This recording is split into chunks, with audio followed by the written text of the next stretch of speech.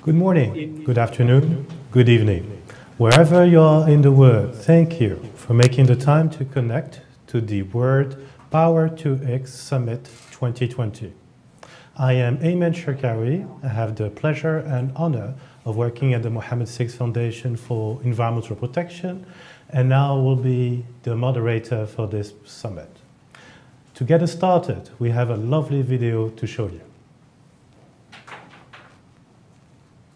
Depuis 2009, le Maroc a fait de grandes avancées en termes de production et utilisation des énergies renouvelables.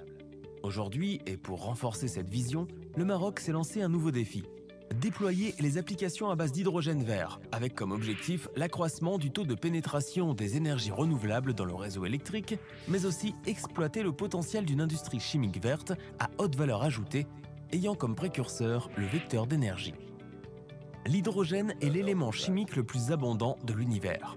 La molécule de dihydrogène, composée de deux atomes d'hydrogène, H2, est cependant rare à l'état naturel. Il se trouve le plus souvent associé à d'autres éléments comme dans l'eau, les hydrocarbures, pétrole et gaz naturel ou la matière vivante. Pour le produire, il est donc nécessaire d'avoir une source d'hydrogène, gaz naturel, eau ou autre, et une source d'énergie.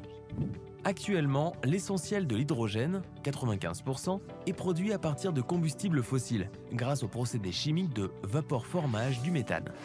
Cependant, le Maroc ambitionne d'assurer une production d'hydrogène vert, durable, à grande échelle, à prix compétitif, tout en ayant un impact environnemental réduit. Dans ce sens, on envisage d'autres méthodes de production plus propres, comme l'électrolyse de l'eau à basse température.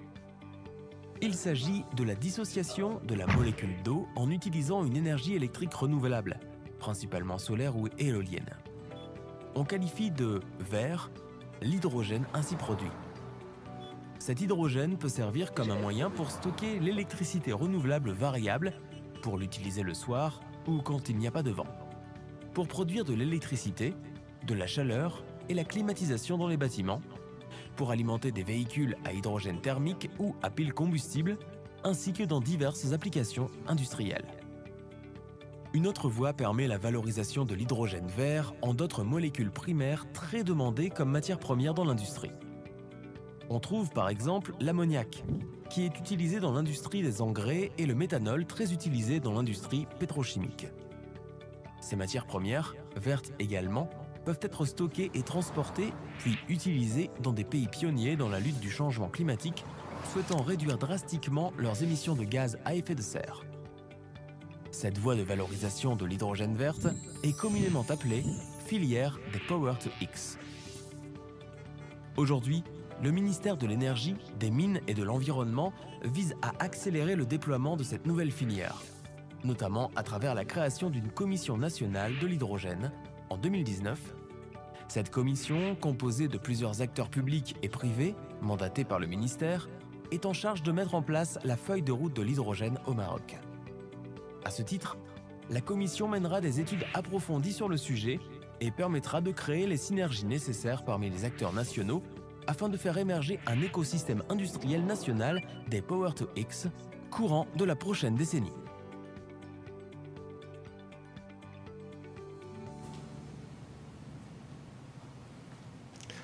We hope you found this video very instructive.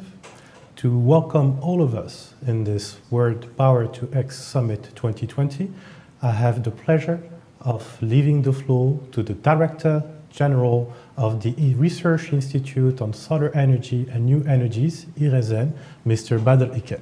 Thank you very much, Mr. Ayman Sharkawi. Thanks again for you and for the Mohammed VI Foundation for Environmental Protection to support us to moderate the World Power to X Summit. Thank you very much. Excellencies, dear colleagues and friends, ladies and gentlemen, on behalf of the organizing committee, I would like to sincerely welcome you to this first edition of the World Power to X Summit, organized virtually by UM6P and IRESEN.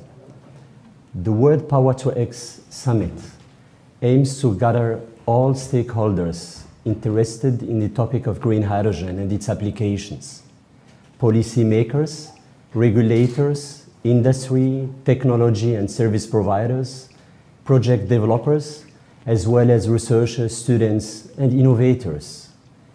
Indeed, this molecule is not a silver bullet to our climate change crisis, but it can significantly contribute to a deep decarbonization of our economies through a variety of sector-coupled applications and end uses.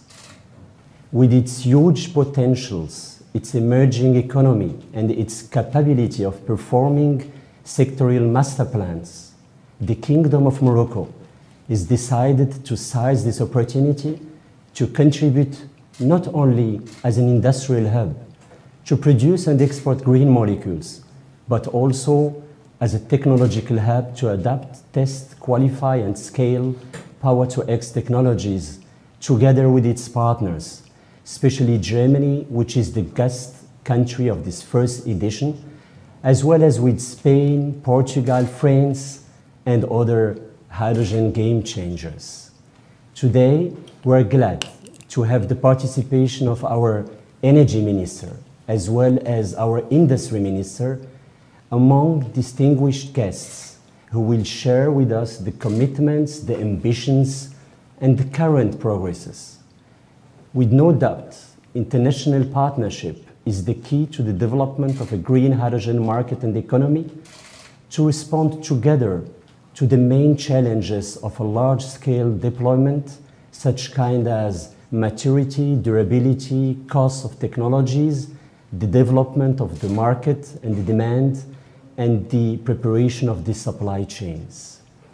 Within this difficult COVID-19 pandemic situation, the international community did not give up and elaborated green recovery plans which represent today real opportunities to set up sustainable green hydrogen economies.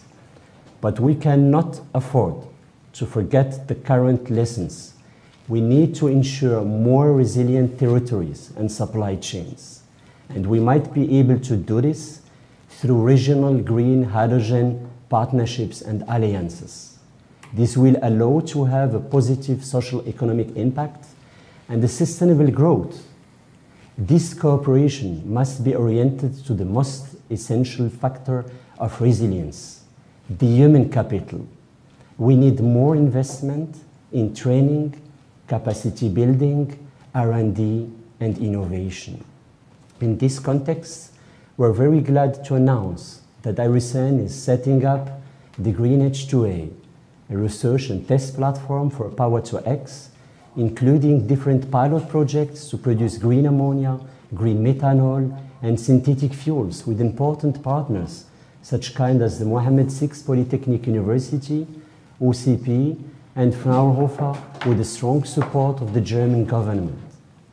Excellencies, ladies and gentlemen, the World Power-to-X Summit aims to become a real crossroad for the green hydrogen community, and also a forum where all those visions, strategies, plans shall meet and work together, positioning Morocco and Africa as a strong partner to impulse an international green hydrogen market and to shape together the future of a healthier and cleaner world. And I would like now to give the floor to my dear friend and colleague and partner, Hisham Al-Habti, President of the Mohammed VI Polytechnic University. Thank you, dear brother. Your Excellencies, dear Presidents and Directors, honorable audience. I'm very pleased to open today with Mr. Badr Iken the World Power-to-X Summit 2020, a high-level conference related to an important and sensitive subject on which life of the future generations is dependent. One of the main missions that was given to UMCC is to bridge the gap between research and education institutions from one hand and industry from the other hand.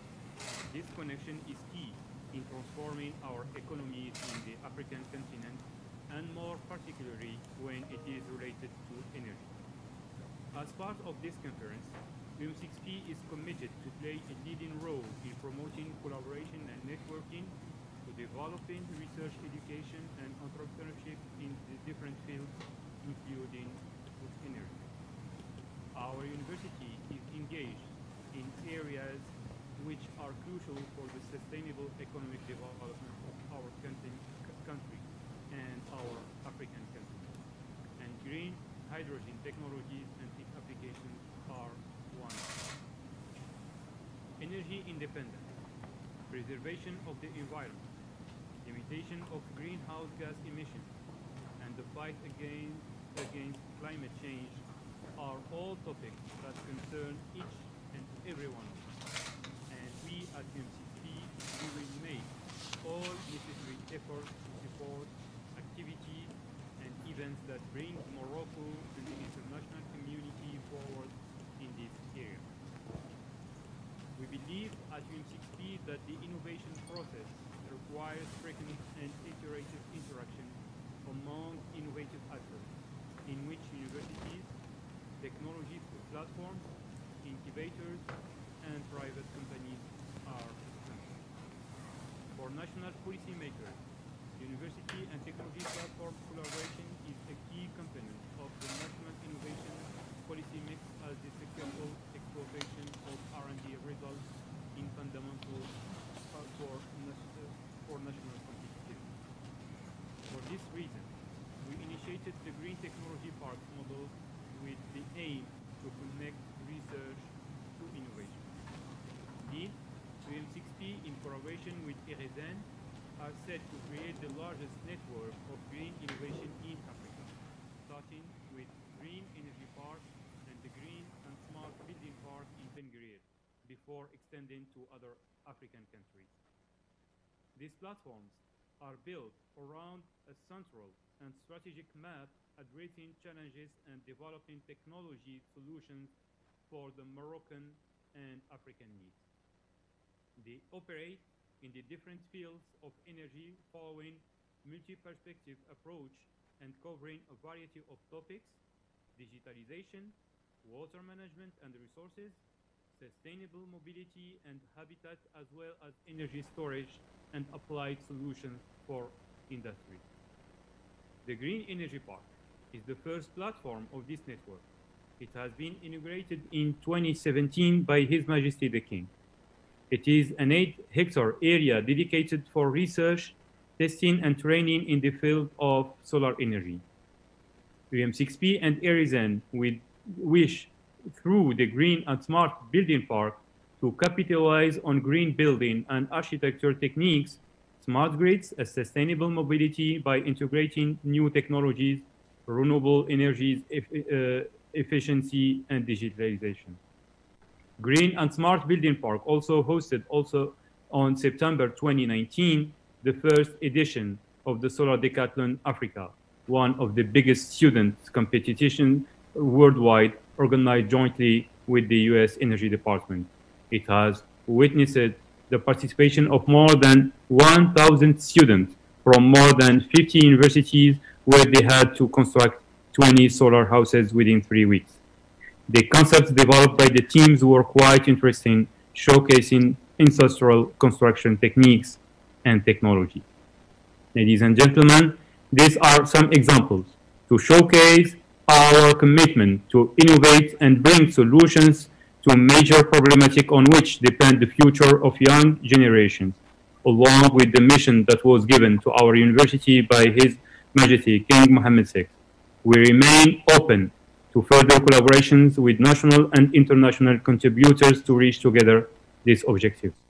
Thank you for your attention. Much appreciated.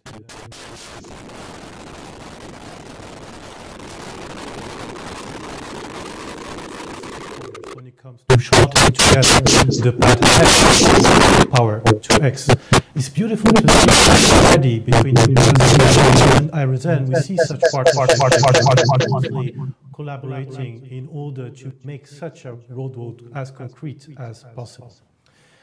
Having said that, you also mentioned that it is critical for this effort to inscribe itself towards sustainable growth. As such, we need to take into account not only the environmental aspect, but also the social and economic aspects. In this context, I'm particularly pleased to introduce the chairman of the high-level opening session. Indeed, Mr. Ahmed Rida Shami is the president of the Economic, Social and Environment Council of the Kingdom of Morocco.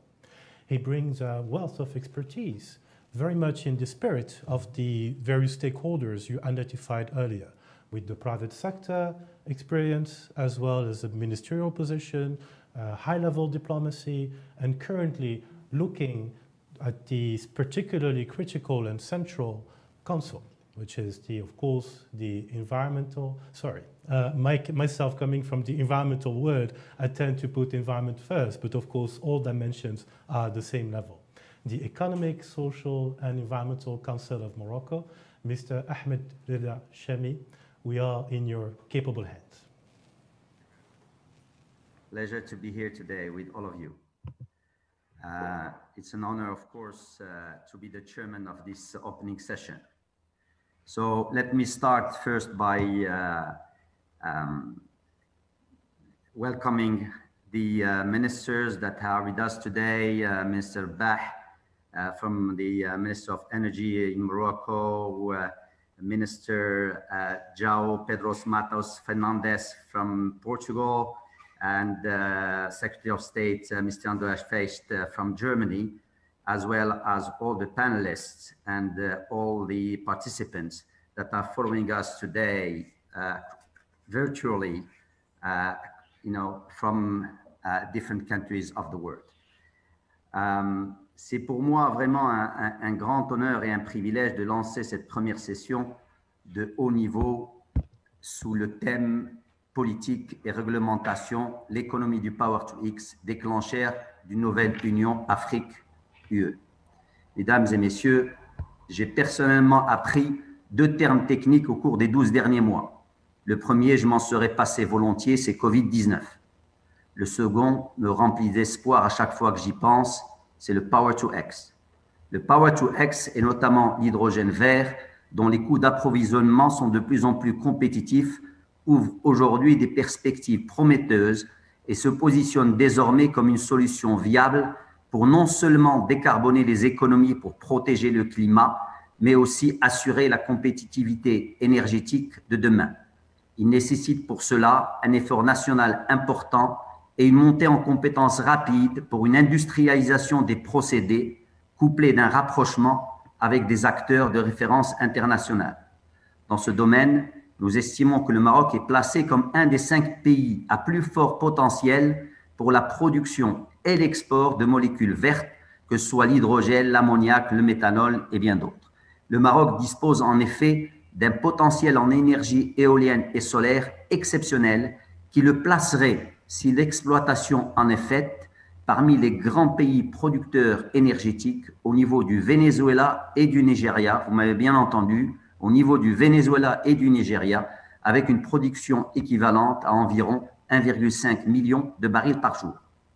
Au-delà de la quantité, la qualité du gisement est aussi très importante à travers une disponibilité complémentaire du vent et du soleil qui représente un atout indéniable pour réduire l'effet d'intermittence.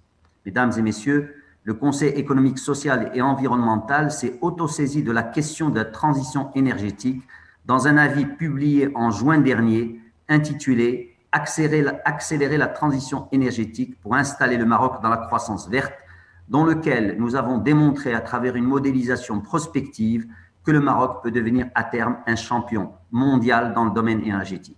Le terme champion n'est pas abusif car il s'agit clairement pour le Maroc de passer d'une logique de consommateur dépendant et soucieux de sa sécurité d'approvisionnement à celle d'un acteur important de la transition énergétique. Plus important encore, grâce à l'exploitation de manière économiquement viable, socialement juste et écologiquement respectueuse de son potentiel éolien et solaire, le Maroc peut donner du bien-être à ses citoyens au niveau du pouvoir d'achat, au niveau de la santé par exemple, apporter de la compétitivité à ses entreprises, adresser durablement le stress hydrique, gagner en indépendance énergétique et se positionner au cœur du partenariat économique euro-africain. Pour cela, une nouvelle stratégie énergétique devrait être planifiée de manière holistique et s'articuler autour de l'augmentation de la part des énergies renouvelables dans le mix énergétique, ce qui est déjà prévu d'ailleurs par la stratégie que mène le Royaume, que mène Monsieur le ministre, de la maîtrise de la demande par la promotion de l'efficacité énergétique et de la production décentralisée, du développement de la mobilité durable et en particulier le transport collectif, du soutien de l'innovation et de l'appropriation technologique au service de l'intégration industrielle et enfin de l'émergence et du développement de filières du futur autour du Power to X. Dans ce domaine, justement, je me réjouis de l'accord signé entre le Maroc et l'Allemagne en juin dernier pour le développement de l'hydrogène vert, la création de la Comité national de l'hydrogène ainsi que les initiatives qui ont suivi. Ces actions vont clairement dans le sens des recommandations du CESE qui avait recommandé dans son rapport d'élaborer un programme Maroc hydrogène vert, incluant le développement de toutes les filières et opportunités pour l'industrie, l'électricité et le transport. Conscient de l'ampleur de la tâche qui attend le gouvernement marocain, le Conseil avait émis des recommandations concernant les filières de production d'ammoniac synthétique, de méthanol, de méthane, de gaz renouvelable, d'hydrogène vert et de capacité de stockage pour l'électricité verte, des recommandations sur les zones favorables d'implantation, notamment pour les filières qui nécessitent des sources potentielles de CO2, par exemple à proximité des cimentiers, notamment pour la production de méthanol et méthane, ou encore à proximité des industries qui consomment de l'hydrogène, comme l'OCP, les verreries, les fertilisants, la verrerie, la sidérurgie, etc. Nous avions émis des recommandations sur les infrastructures nécessaires, les ports, les pipelines, sur les avantages concurrentiels du Maroc, et nous avions recommandé de préparer dès maintenant les modalités des partenariats publics, des PPP, partenariats publics-privés, pour amorcer les investissements. Et enfin, nous avions émis aussi des recommandations sur le pilotage et l'opérationnalisation de ce programme. Mesdames et messieurs, le CESE, dans son rapport, a parfaitement pris conscience du fait que l'hydrogène et plus généralement le Power to X n'est pas une question uniquement marocaine. Ces enjeux sont mondiaux et doivent être traités en tant que tels. Nous devons inscrire toutes nos stratégies dans le cadre de nos deux espaces naturels, l'espace méditerranéen avec nos partenaires européens et l'espace africain, amené à devenir la locomotive économique du monde. Vous savez que sur le plan électrique, le Maroc bénéficie d'une interconnexion opérationnelle avec l'Espagne qui bénéficie aux deux pays et bientôt, j'espère, une avec le Portugal. Monsieur le ministre présent, il verra le clin d'œil. Aujourd'hui, la conjoncture est très favorable pour renforcer de tels échanges avec l'Europe et plusieurs opportunités nous sont offertes par les objectifs ambitieux du Green New Deal de l'Union européenne qui vise à atteindre une neutralité carbone en 2050, la décision de l'Union européenne d'augmenter la part des énergies renouvelables dans son mix électrique à 37% en 2030 et enfin l'engagement de l'Europe envers l'Afrique en faveur d'un déploiement et d'échanges accrus d'énergie durable et propre. Vis-à-vis de nos partenaires européens, tenant compte de tous ces éléments de contexte, le CESE avait ainsi recommandé dans son rapport en juin dernier de bâtir un partenariat stratégique nouveau dans le domaine du Power to X. Un tel partenariat fondé sur nos complémentarités en termes de ressources, de marché et de capacités technologiques est susceptible de générer de part et d'autre de la croissance, des emplois et un système énergétique durable. Les perspectives sont prometteuses dans le domaine de l'hydrogène vert, vecteur d'énergie et base de fabrication d'autres molécules. L'ammoniac vert, par exemple, sera clé pour de nombreuses industries et notamment celles des fertilisants. De même, le méthanol vert pourra servir pour synthétiser les matières plastiques, les peintures et les textiles, mais également pour la mobilité. Mesdames et messieurs, l'implication forte des gouvernements est cruciale pour la réussite de ce vaste chantier. Je remercie à ce titre la participation avec nous aujourd'hui. Malgré les contraintes imposées par la pandémie mondiale de la Covid-19, les hauts responsables du gouvernement fédéral allemand, du gouvernement du Portugal et de l'UE, ce qui témoigne de l'intérêt qu'ils portent à ce sujet. Ce sont les prémices d'une transformation de la géopolitique énergétique pour réussir le défi climatique qui nous menace. En effet, à un moment où la Covid-19 a créé une incertitude extraordinaire, les gouvernements ont une opportunité unique d'agir et de guider les actions des autres. Ils peuvent montrer la voie et apporter la vision stratégique, stimuler l'innovation, encourager les consommateurs vers des comportements plus respectueux de l'environnement. Ils peuvent envoyer des signaux et mettre en place les politiques publiques qui encouragent l'investissement privé dans la transition énergétique, tout en soutenant les communautés les plus affectées par ce changement climatique. Les transformations qui auront lieu au cours de la décennie qui commence, détermineront probablement l'avenir de nombreuses générations. J'espère que nous serons à la hauteur de cette responsabilité. Je vous remercie pour votre attention et je cède la parole à l'animateur pour la suite des interventions prévues.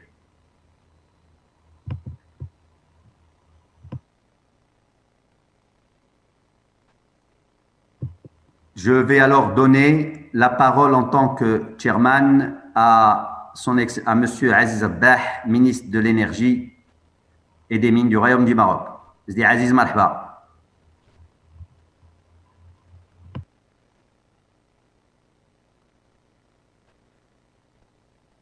Merci Sehmed, c'est un grand plaisir d'abord que tu présides ce panel et un grand plaisir de rencontrer pas mal d'amis, de collègues, de partenaires et plus particulièrement certains ministres, plus particulièrement de l'Allemagne, Portugal, bien sûr représentants de l'Union européenne pour qu'on puisse débattre ensemble pendant ce sommet africain sur l'hydrogène, les opportunités qui nous sont offertes par cette nouvelle dynamique dans le domaine de l'énergie. Le Maroc jouit de plusieurs atouts que nous avons grâce aux orientations royales mis au profit du développement durable de notre pays et de notre continent. Et il s'agit premièrement d'une stabilité politique et un partenariat avancé avec pas mal de pays, plus particulièrement avec l'Union européenne, un climat des affaires attractif et en réforme continue, un gisement d'énergie, des énergies renouvelables considérables avec une expérience reconnue à l'échelle internationale, en énergie renouvelable en particulier, d'une connectivité maritime, nous sommes classés par les top 20 parmi les 20 premiers pays en connectivité maritime, et d'une connectivité gazière et électrique plus particulièrement avec notre voisinage, l'Algérie et l'Europe, et nous ambitionnons donc de nous connecter davantage avec avec l'Afrique subsaharienne, une expérience éprouvée dans l'exécution de pas mal de plans dans de plusieurs secteurs, en particulier dans l'énergie, l'infrastructure, l'industrie, l'agriculture et l'eau, et finalement un potentiel hydrogène important. Les études confirment que le Maroc pourra capter un minimum 4% du marché mondial si bien sûr est doté d'une stratégie et disons, un plan en la matière. L'hydrogène constitue aujourd'hui une opportunité pour notre pays et certainement une opportunité pour d'autres pays. Jusqu'à maintenant, nous avons accompli plusieurs objectifs dans nos préparatifs afin de contribuer à l'émergence de la filière hydrogène verte au Maroc. Je cite, nous avons créé d'abord la Commission nationale parce que nous voulons engager tout le monde. C'est une question, donc c'est une dynamique qui doit être d'ensemble. Donc tous les ministères concernés sont engagés. Bien sûr, nous avons aussi fait appel au privé parce que nous croyons au partenariat public-privé et nous croyons bien sûr au partenariat international. Nous avons réalisé plusieurs études spécifiques afin d'évaluer la maturité des technologies et le potentiel et bien sûr étudier même les opportunités socio-économiques de l'hydrogène pour notre pays. Nous avons commencé déjà à signer des partenariats et nous avons commencé par l'Allemagne et nous voulons donner un exemple d'un partenariat avancé en la matière. Et bien sûr, nous sommes en train de chercher d'autres pistes de coopération et de partenariat. Et cette coopération n'est pas uniquement une coopération classique, mais plutôt c'est une coopération qui vise donc à développer la recherche en la matière. Nous avons une bonne expérience avec l'Allemagne, mais avec aussi d'autres pays dans le domaine de la recherche sur l'énergie renouvelable, et nous voulons l'étaler pour s'attaquer à l'hydrogène. Et bien sûr, nous voulons avec l'Allemagne dès maintenant préparer, si vous voulez, les conditions favorables à un projet pilote qui permettra de montrer qu'aujourd'hui l'énergie pourra être vraiment un cadre de coopération avancé et qui pourra compléter les autres cadres de coopération qui existent entre le Maroc et les autres pays. Et bien sûr, nous allons certainement consolider cette coopération avec d'autres pays comme les pays européens. Nous avons déjà engagé des discussions avec l'Union européenne, sachant que l'hydrogène aujourd'hui constitue une composante importante dans le Green Deal européens. Et d'après notre lecture, et bien sûr, et même d'après quelques messages que nous avons reçus, le Maroc est parmi les premiers pays qui peuvent devenir partenaires à l'Union européenne en la matière. Et enfin, nous avons élaboré une feuille de route en cours de validation. Nous sommes, je crois, dans quelques semaines, la feuille de route va être définitive. À court terme, bien sûr, nous visons l'export. Nous voulons développer des plateformes d'export d'hydrogène, mais nous visons aussi le marché national en commençant par exemple par la production de l'ammoniac vert. Nous avons déjà lancé la réflexion, donc l'Office chérifien des phosphates est en cours est en train d'étudier les conditions pour qu'on puisse s'engager dans cette ligne. À long terme, certainement, nous allons préparer notre pays pour qu'il puisse s'attaquer à d'autres secteurs, à d'autres domaines. Tu as cité quelques-uns, la mobilité, l'industrie, le transport maritime. Nous sommes bien placés pour qu'on puisse capter une partie du marché maritime en hydrogène.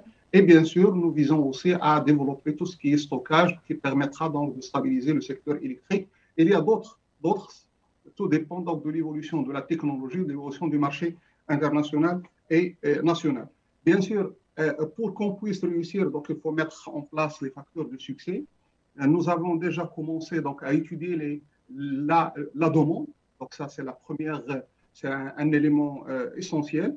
Nous sommes en train de préparer les termes de référence pour élaborer, si vous voulez, la cartographie des plateformes et des infrastructures, ce qu'on appelle les zones spécifiques à l'hydrogène. Donc, là où il faut mettre ces différentes zones spécifiques, certainement, ils seront, disons, à proximité des ports, mais nous voulons avoir plus de visibilité en la matière. Nous voulons avoir un atlas hydrogène à l'échelle nationale. Nous sommes en train de préparer le cadre réglementaire. Donc, l'hydrogène a besoin d'un cadre réglementaire, qui permettra d'encadrer cette dynamique, qu'elle soit publique ou privée, qui permettra bien sûr de garantir la compétition entre les différents acteurs, mais qui permettra bien sûr à encadrer quelques éléments techniques en la matière. Et finalement, nous lançons le renforcement et la formation et la recherche, le renforcement de la formation et de la recherche en la matière parce qu'on en a besoin. Nous voulons, comme j'ai dit, développer davantage la recherche dans les énergies renouvelables et plus particulièrement dans l'hydrogène, mais nous voulons bien sûr préparer les profils dont on a besoin. Les profils dont on a besoin dans le domaine de l'énergie et plus particulièrement dans le domaine de l'hydrogène. En parallèle à ça, nous lançons quelques projets pilotes industriels avec des partenaires, mais nous lançons quelques réflexions sur le développement de la coopération avec à l'international et plus particulièrement avec les pays africains. Nous considérons que tout ce qui est changement climatique, tout ce qui est développement énergétique, cette nouvelle dynamique en hydrogène, le développement de la logistique et plus particulièrement de la logistique maritime pourra, à mon avis, profiter au continent africain. Et donc, nous voulons à ce que le continent africain capte cette opportunité et nous voulons à ce que le Maroc soit un des acteurs en la matière. Donc déjà, on a commencé les négociations avec l'Union africaine, nous avons commencé les négociations avec certains pays africains pour qu'on puisse mettre en place, si vous voulez, une plateforme d'accompagnement, ce qu'on appelle le renforcement de capacité en énergie renouvelable et plus particulièrement en hydrogène. Voilà, c'est quelques éléments qui résument la dynamique nationale en la matière. Après, si vous voulez, la validation donc, de la feuille de route, nous allons nous étaler sur le développement des différents axes que je viens de citer. Nous avons besoin du cadre réglementaire, nous avons besoin d'une plateforme de recherche, mais nous avons besoin, bien sûr, de lancer quelques initiatives de partenariat avec certains pays. Nous avons commencé par l'Allemagne, mais certainement, nous visons à développer ce partenariat avec d'autres pays. Et nous cherchons, bien sûr, à attirer le maximum d'investissements. Aujourd'hui, l'hydrogène, ce n'est pas uniquement une énergie qui s'ajoute, ou disons une composante qui s'ajoute à la dynamique énergétique.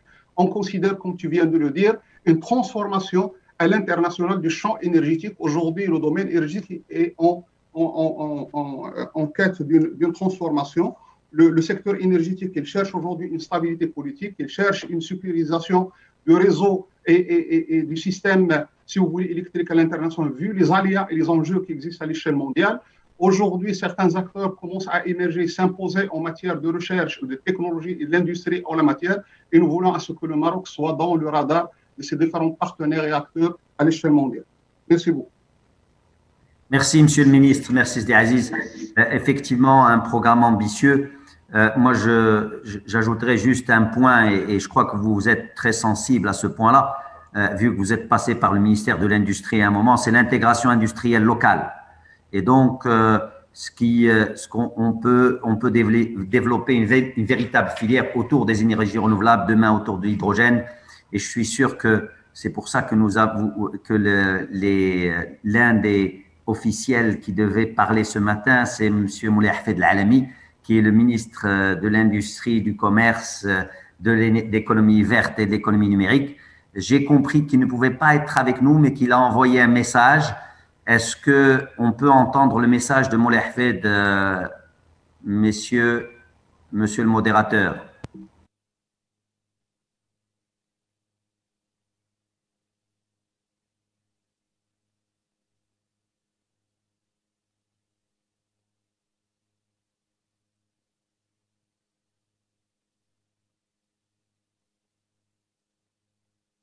Uniquement de produire de l'électricité ou de produire quelques éléments dont on a besoin pour l'économie nationale, mais au-delà de ça, c'est développer l'économie de l'énergie avec toutes ses composantes. Donc la dynamique est déjà lancée. C'est impeccable. Les Américains, ils disent, mon cher Aziz, music to my ears. C'est de la musique à mes oreilles. Ce que tu viens de me dire là. Bien sûr. C'est impeccable. Bon, écoutez, si jamais, je crois que vous avez déjà vu ce film Houston, We Have a Problem. Je n'arrive pas à joindre notre hôte. Ah, bon, voilà, je vois l'intervention. Je voudrais tout d'abord remercier les organisateurs, le ministère de l'Énergie, des Mines et de l'Environnement, l'IRESEN et l'Université Mohamed VI Polytechnique, ainsi que l'ensemble des participants à ce sommet. Je tenais à participer à cet événement pour manifester le soutien du ministère du Commerce, de l'Industrie, de l'économie verte et numérique à cette initiative qui concerne un sujet aussi stratégique que structurant. Sa Majesté le roi Mohamed VI, que Dieu l'assiste, convaincu du bien fondé du développement durable, a donné très tôt ses hautes directives pour réaliser une série de réformes et d'investissements qui nous permettent aujourd'hui d'envisager la transformation de notre économie et de la rendre décarbonée. Cette vision royale a positionné le Maroc en pays de référence, aussi bien en développement d'énergie renouvelable qu'en compétitivité pure. Le Maroc bénéficie désormais de cet avantage de taille, lui permettant de proposer à ses opérateurs et investisseurs une énergie propre à des coûts très compétitifs. Fort de ces atouts, le plan de relance de l'industrie marocaine a placé la décarbonation du tissu productif en priorité absolue. Comme chacun sait, l'industrie du Royaume s'est développée considérablement ces 20 dernières années.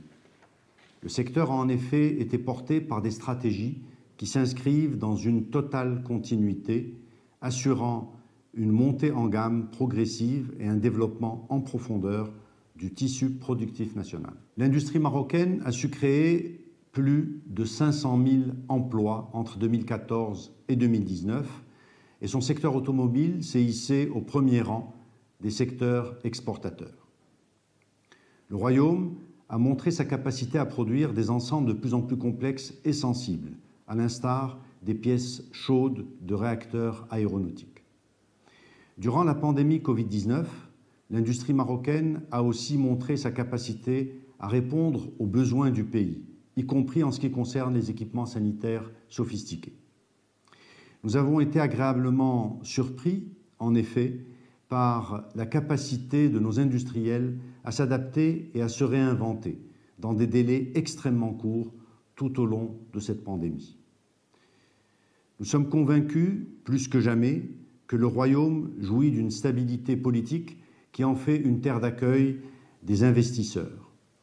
Il dispose d'une industrie innovante, réactive, compétitive et résiliente.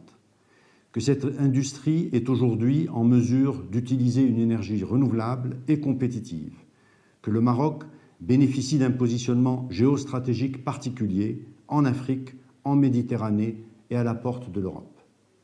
Pour toutes ces raisons, le Maroc s'est résolument engagé à développer une base industrielle de référence ouverte à ses partenaires. Bien que nos énergies renouvelables soient parmi les plus compétitives au monde, une intégration plus en profondeur de notre industrie nécessitera aussi de générer de la chaleur compétitive et décarbonée. L'hydrogène vert offre à ce titre de bonnes ou de réelles perspectives.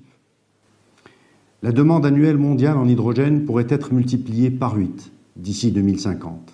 L'Europe s'est fixé des objectifs ambitieux en termes de part de l'hydrogène dans son mix énergétique, qui devrait passer de moins de 2% à 13, voire 14% en 2050. Pour atteindre cet objectif, une alliance de l'hydrogène a été créée et des investissements colossaux sont prévus, estimés entre 180 et 470 milliards d'euros d'ici 2050. À horizon 2030, l'Union européenne prévoit le développement d'une capacité d'électrolyse de 2 fois 40 gigawatts d'ici à 2030. 40 gigawatts seront réalisés à l'intérieur de l'Union européenne et 40 gigawatts dans les pays voisins de l'Union européenne. Le Maroc, de par son potentiel éolien et solaire, ainsi que sa base industrielle, est outillé pour accueillir d'importantes capacités de production dans le cadre d'une approche de complémentarité qui permettrait à l'Europe de renforcer sa puissance industrielle et au Maroc son positionnement en tant que base industrielle confirmée, offrant à ses partenaires européens des gisements de compétitivité et de productivité décarbonée. Cette approche commune et concertée permettrait non seulement de conserver nos parts de marché réciproques, mais aussi et surtout de recouvrer tout ou partie de nos propres productions que nous avons laissées dériver vers d'autres contrées qui avaient, dans ces temps-là, une meilleure compétitivité. À nous de prendre notre destin en main et de gérer de façon plus efficiente nos énergies et nos complémentarités pour créer plus de richesses et d'emplois pour nos jeunes, aussi bien en Europe qu'au Maroc. Telle est la modeste réflexion que je voulais partager avec vous. Je vous souhaite un fructueux sommet.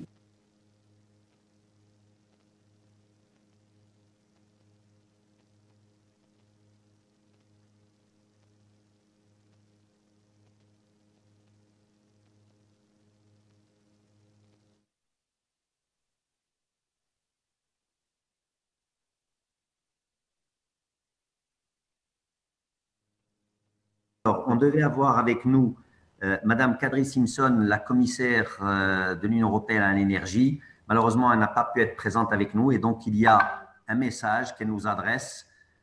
Monsieur le modérateur, je vous prie de bien vouloir mettre le message de Madame Simpson à la disposition, à notre écoute. Merci. Minister Aziz Rabah, ladies and gentlemen, greetings. Very pleased to join you today via a video message on the occasion of the World Power Rig Summit. Allow me to start by congratulating the Mohammed VI University and the Research Institute for Solar Energy and New Energies for their lead in organizing the summit. With these kind of initiatives, we can exchange and cooperate across Mediterranean countries on renewables. Europe has set ambitions high. As you know, we have committed to a reduction of at least 55% of greenhouse gas emissions by 2030 and to a climate-neutral Europe by 2050. That gives us little time to act and to transform our energy system from the current system to a much greener, more efficient one. Renewables have a central role in achieving our decarbonization goal. In real terms, that means just 1 decade for the share of renewable electricity to jump from 32% to 65% in Europe. To meet this target, we need to deploy new renewable generation capacity, particularly solar, photovoltaic, but also repowering of existing onshore wind farms, and exploiting offshore energy. Morocco and the European Union are long-standing partners in the field of energy.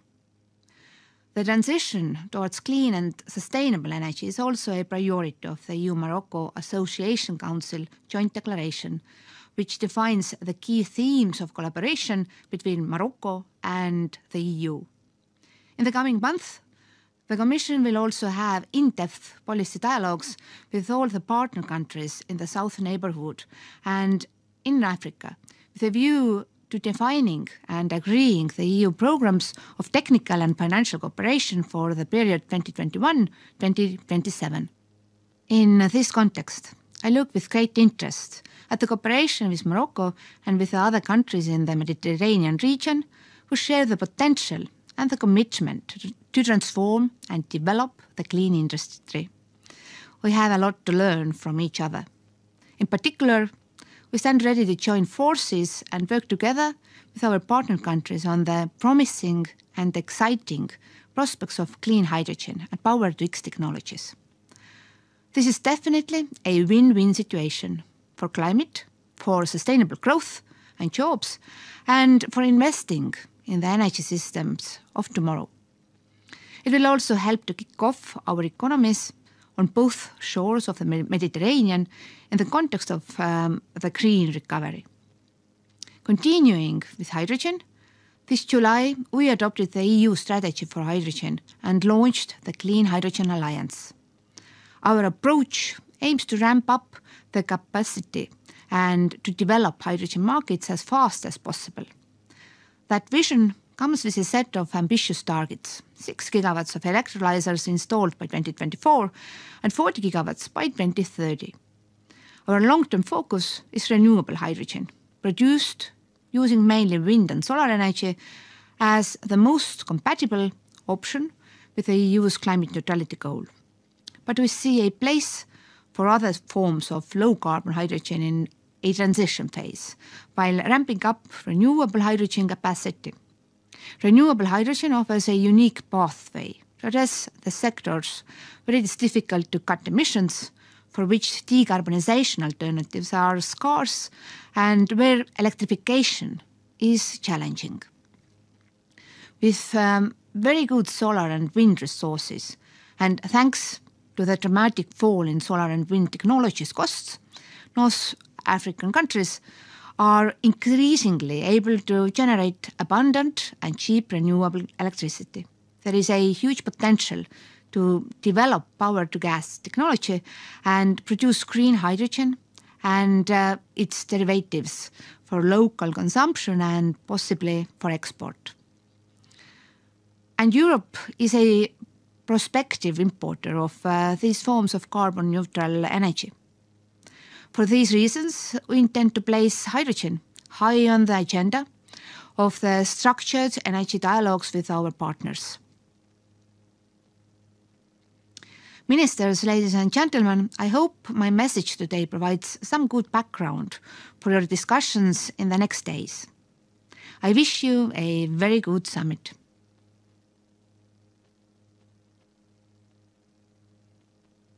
À la commissaire d'avoir bien voulu enregistrer ce message pour notre sommet. Moi, je rebondirai juste sur un point.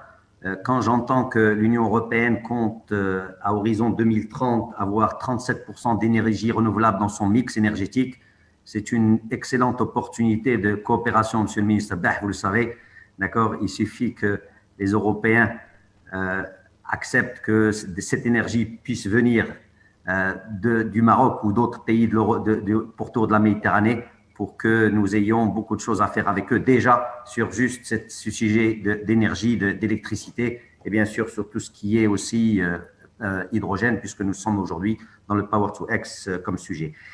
On m'a annoncé qu'il y avait un petit problème au niveau de contraintes d'agenda. Donc, excusez-moi si je ne suis pas la liste protocolaire, mais je vais donner la parole tout de suite à Monsieur Norbert Bartel, qui est Parliamentary State Secretary to the Federal Minister for Economic Cooperation and Development of Germany. So, Mr. Bartel, the floor is yours. Thank you very much. Excellencies, ladies and gentlemen, thank you for being a part of this panel. It's a great honor for me.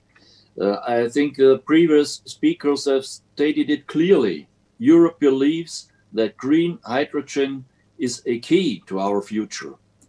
Putting the Paris Agreement into action and limiting global warming requires innovative technologies and new partnerships and cooperation at the global level.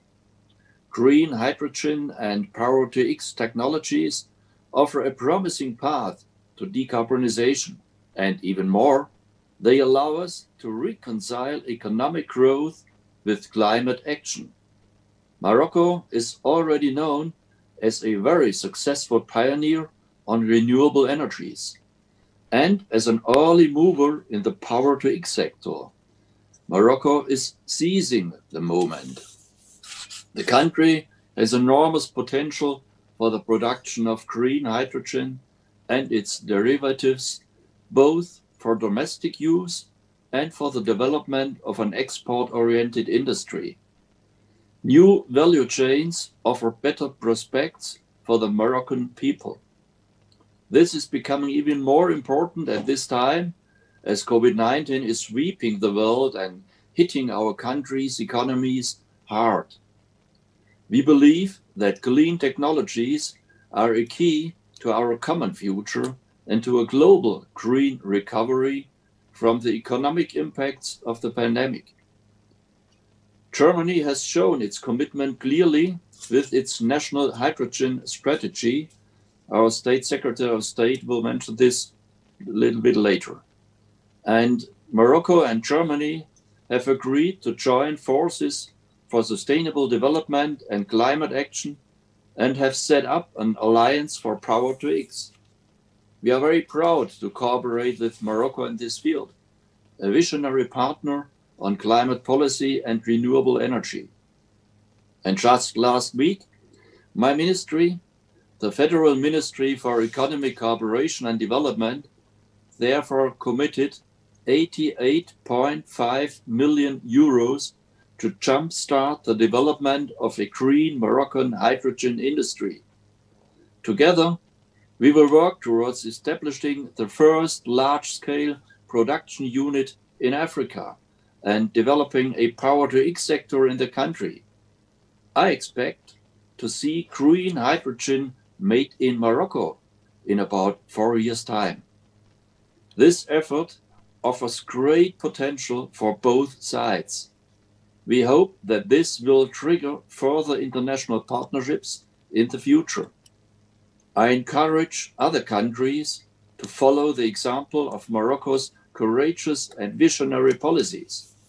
This conference is important for spreading the word and deepening international exchange and cooperation so that we can rise to the challenge of opening up new paths for economic development while slowing down climate change.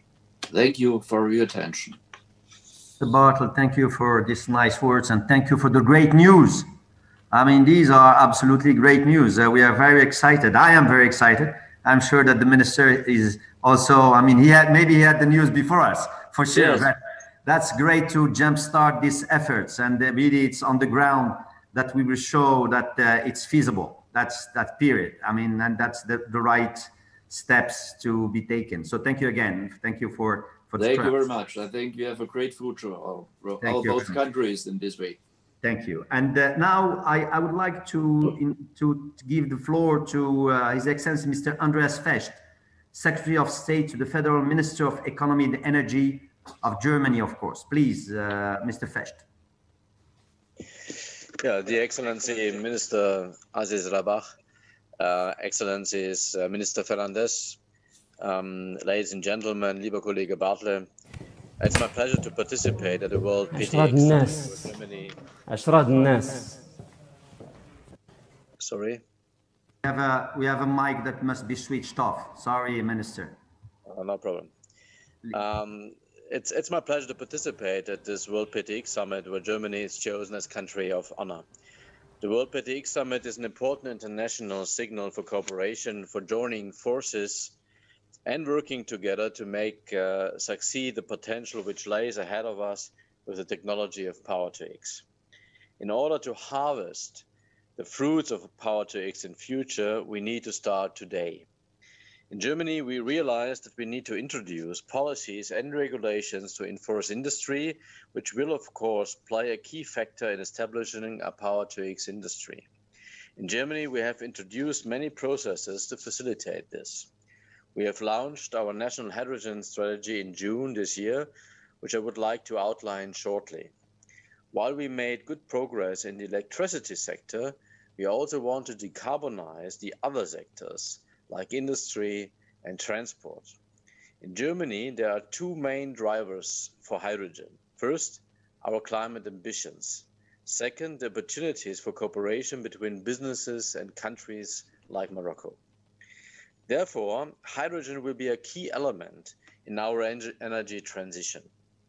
To facilitate the market ramp-up of hydrogen, the German government has designed a comprehensive action plan consisting of 38 measures that backed up by a 9 billion euro investment package from the German recovery program. For Germany, we foresee an annual demand of 90 to 110 terawatt-hours of hydrogen by 2030. Only a small share of the demand will be produced domestically. We want to establish 5 gigawatts of installments and of electrolyzers by 2030 in Germany, and another 5 gigawatt by 2035, latest 2040. So that will cover about 15 to 20% of the demand which we expect in Germany. Only 2 billion euros of our investment plan are foreseen for international projects. We are currently exploring potential international partners for hydrogen projects. With regard to first applications, we see a demand in industry, in particular in refineries or steel production and heavy-duty transport. I have no doubt that there is a chance that a PTX economy will be a key driver for further intensifying the existing and very good cooperation between Morocco and Germany. Mr. Minister, we had the opportunity to talk to each other and with your State Secretary for often in the past, and we have a very strong energy partnership, and this is a very worthwhile basis for that what we have in mind on our hydrogen cooperation. But this is not only with Morocco, this is also between Africa and the European Union as a whole. When it comes to cooperation with the energy partnership or development cooperation between Germany and Morocco, a lot has been reached already in the past years. And even last year, with the intensified hydrogen discussion, but also the agreements of the set roadmap for sustainable energy trade between Morocco and Europe. Through our energy partnerships, together with our colleagues from the other ministries in the federal government of Germany, we already today support the first reference projects and strategies worldwide, but also in Morocco, as my colleague Norbert Bartlett just mentioned. The signature of the German-Moroccan Hydrogen Alliance was another step and another foundation stone for intensifying our cooperation on green hydrogen. Morocco has an outstanding potential to produce green hydrogen because of the natural resources you have in your country. We are neighboring regions, and this offers many opportunities for further energy cooperation. Hydrogen offers Germany, Europe, and Morocco a new level of cooperation potentials and a win-win situation. A triple win when you count in your planet's sustainable future. German companies such as Siemens, ThyssenKrupp, and MAN, but also many small and medium-sized companies, and you just had a video chat with the company Sunfire in the city of Dresden, play along the whole value chain and are world leaders in many segments related to the energy transition and to hydrogen. The technology and know-how is there, and it's ready. As the development of the hydrogen market is still at an early stage, it is key to involve all stakeholders in the process. In Germany, we have set up a National Hydrogen Council, which supports and gives our government guidance. And there are NGOs, industries, demand side and supply side and of course the science, they are all engaged in this council. But as it is true in many cases, in the context of hydrogen, it is also important to go beyond national discussions. Morocco and Africa can play an important role, and new geopolitical opportunities are arising. Regulations and policies will be key for rollout of the hydrogen market. When we talk about export potentials, we also have to jointly agree on standards on the origin of hydrogen, of the circumstances of production of hydrogen, but also the questions of transport. In our energy partnerships, Hydrogen Alliance and task forces, we assess currently the potentials of the bilateral and regional cooperation with intensified support mechanism on the horizon. We see a hydrogen market also as a chance for boosting our economies after the pandemic, after the COVID pandemic, driving economic development, creating jobs, improving the balance of trade and payments. We want to foster the exchange and local matchmaking to facilitate concrete projects. This is also why we jointly organize with Moroccan key stakeholders, the German Chamber of Commerce and the German-Moroccan Energy Partnership, business-to-business exchanges alongside this summit. I wish that our mutual efforts on policies and regulations will lead to concrete projects, just mentioned and announced by now, and but we need more projects on that level and that we can implement together. Let's start today, and thank you very much. Thank you very much, Excellency. I mean, just for the record, I have held the portfolio of industry between 2007 and 2011. End of 2011, I was Minister of Industry, Commerce, New Technologies, and I did a lot of efforts traveling to Germany to lure, German businesses to come to Morocco. I was unsuccessful. So now I'm hearing all these projects we have with you on this hydrogen. I'm now optimistic that we can build some strong relationships between the companies, Moroccan companies and German companies. So finally, we're seeing the light, and in fact, it's coming from hydrogen. It's just, that's great. So thank you again for all the efforts. Now it is my pleasure, and I want to applaud. But you have put the basis of this new cooperation between. Thank you, Minister. Now it is my pleasure to give the floor to His Excellency, Mr. João Pedro Matos Fernandes, Minister for the Environment and Energy Transition of Portugal. Minister, I have to apologize again because you were due to intervene earlier, but due to some technical hiccups and also some agenda priorities, I had to delay your intervention. So again, my apologies, and the floor is yours. Well, good morning to you all. It's a pleasure to be here. I want to salute everyone, especially His Excellency and my very good friend, Mr. Aziz Rabat. It's really good to see you from here. In 2016, in Marrakesh, during the climate COP, Portugal adopted a target of carbon neutrality by 2050, and we were the first country in the world to assume this responsibility. After that, we developed a roadmap for carbon neutrality, and the roadmap was approved in July 2019. It's a long-term development strategy for low greenhouse gas emissions submitted to the UN on September of 2019.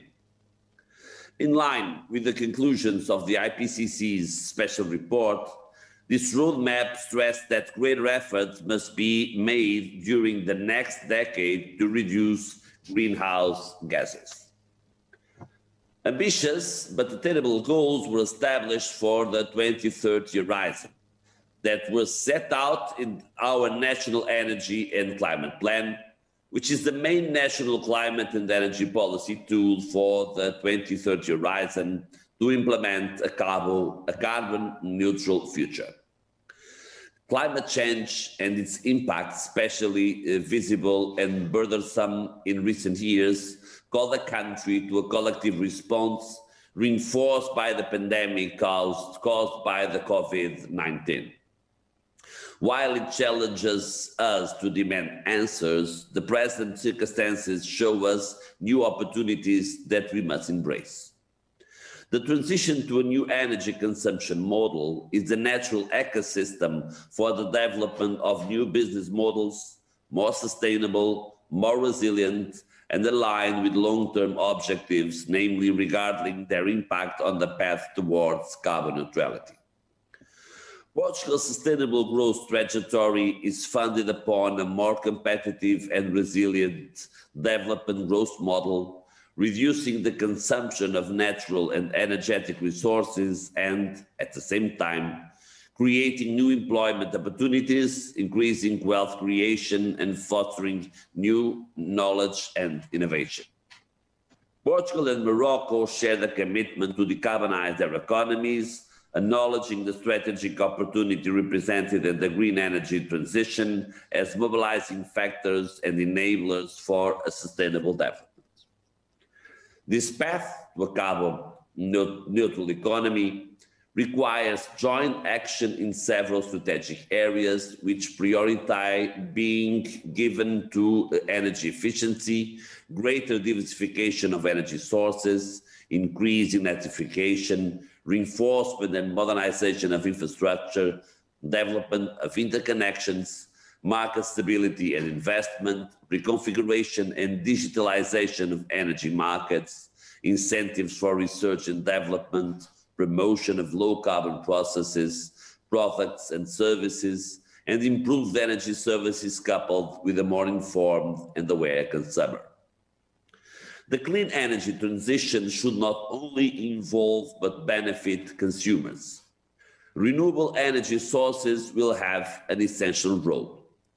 The smart integration of renewables, energy efficiency, and other sustainable solutions across sectors will help us to achieve decarbonization at the lowest possible cost. The rapid decrease in the cost of renewable electricity, combined with the improvement design of support policies, will further reduce the impact on households' energy bills and renewables deployment. Portugal's 2019 solar auction and this year's solar auction demonstrate the competitiveness of renewable electricity. Both tenders were resounding successes, with Portugal setting once more a new world record for the lowest solar tariff price. The next solar tenders will have new implementation possibilities that are under review, as, for example, the floating solar PV, particularly in the dam reservoirs. The consumer role will change, and this has already started in a very profound way, moving from the actual passive consumer to a prosumer, producer, and consumer, as an active participant in the power grids management, which ensures suitable levels of quality of service and supply security. Things like smart networks, management support systems, producer and/or consumer aggregators, bidirectional smart meters, storage systems, local production of energy, active consumers, flexibility in supply demand, electric vehicles, among many other factors, are the variables which need to be considered when building the model for the grid of the future. To assure real integration of all these different and demanding variables, regardless of the configuration to be adopted, it is important to form a strategic vision of the national electricity network, which will allow national targets and objectives for the 2030 horizon to be met. To promote distributed electricity production and self-consumption from renewable energy sources, Portugal has already adopted a legal framework, which first allows and promotes individual self-consumption. Second, allows and promotes allows the formation of energy communities. This legal framework enables individuals, companies, and other public and private entities to produce, consume, share, store, and sell energy produced from renewable sources, thus actively participating in energy transition. In this great challenge, electrification is not a panacea, a one-size-fits-all model. Renewable gases, particularly hydrogen and also biomethane, have the potential to play an important role in promoting the decarbonization of sectors of the economy that currently have few alternative technological options and where electrification could result in significant costs or is simply technical unfeasible. In the next decade, the energy sector will be the one that will make the greatest contribution to decarbonization. In this context, it is worth highlighting the role that renewable gases, in particular green hydrogen, can play in the decarbonization of the various sectors of the economy, both industry and transport, which will allow reaching high levels of incorporation of renewable energy sources in the energy consumption. Accelerating the energy transition and the decarbonization of the economy over the next decade means that Portugal must invest in the production and incorporation of increasing volumes of green hydrogen. The recognition of the importance of hydrogen lies in the fact that, among others, it is an energy carried with high energy density, which allows it to be a solution for intensive industrial process, store energy produced through renewable sources, and enable the emergence of other renewable-based fuels, contributing to enhance the fulfillment of national objectives for renewable sources in final energy consumption and decarbonization. To bring these features forward, several mechanisms are being implemented. First, regulating the injection of renewable gases into the national natural gas network. Second, warranties of origin systems for renewable gases. Third, concentrating financial resources available in national and European level to support energy production through the production of renewable gases, particularly green hydrogen. And fourth, setting the binding targets by 2030 to incorporate renewable gases into the natural gas network. All of this is already done. Portugal and Morocco recognize the potential of green hydrogen produced from renewable electricity as an important energy vector for the decarbonization. Our countries are working together to strengthen its partnership and ongoing cooperation on energy sector, aligning our strategic priorities on green hydrogen, looking to encourage commercial demand for it, as well as to promote joint actions to reinforce the role of green hydrogen, combining economic competitiveness and environmental and economic sustainability, including private cross-border investment of the green hydrogen full value chain.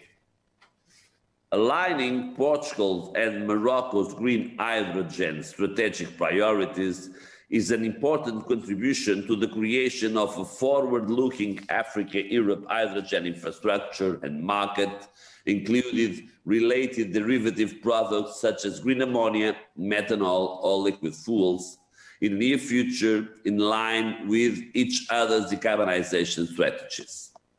The challenges we are facing demand concerted action between energy and climate and other policy areas, as this is the only way it will be possible to trace an achievable path towards an economy and a carbon-neutral society that is at the same time promoting economic growth and improving the quality of life.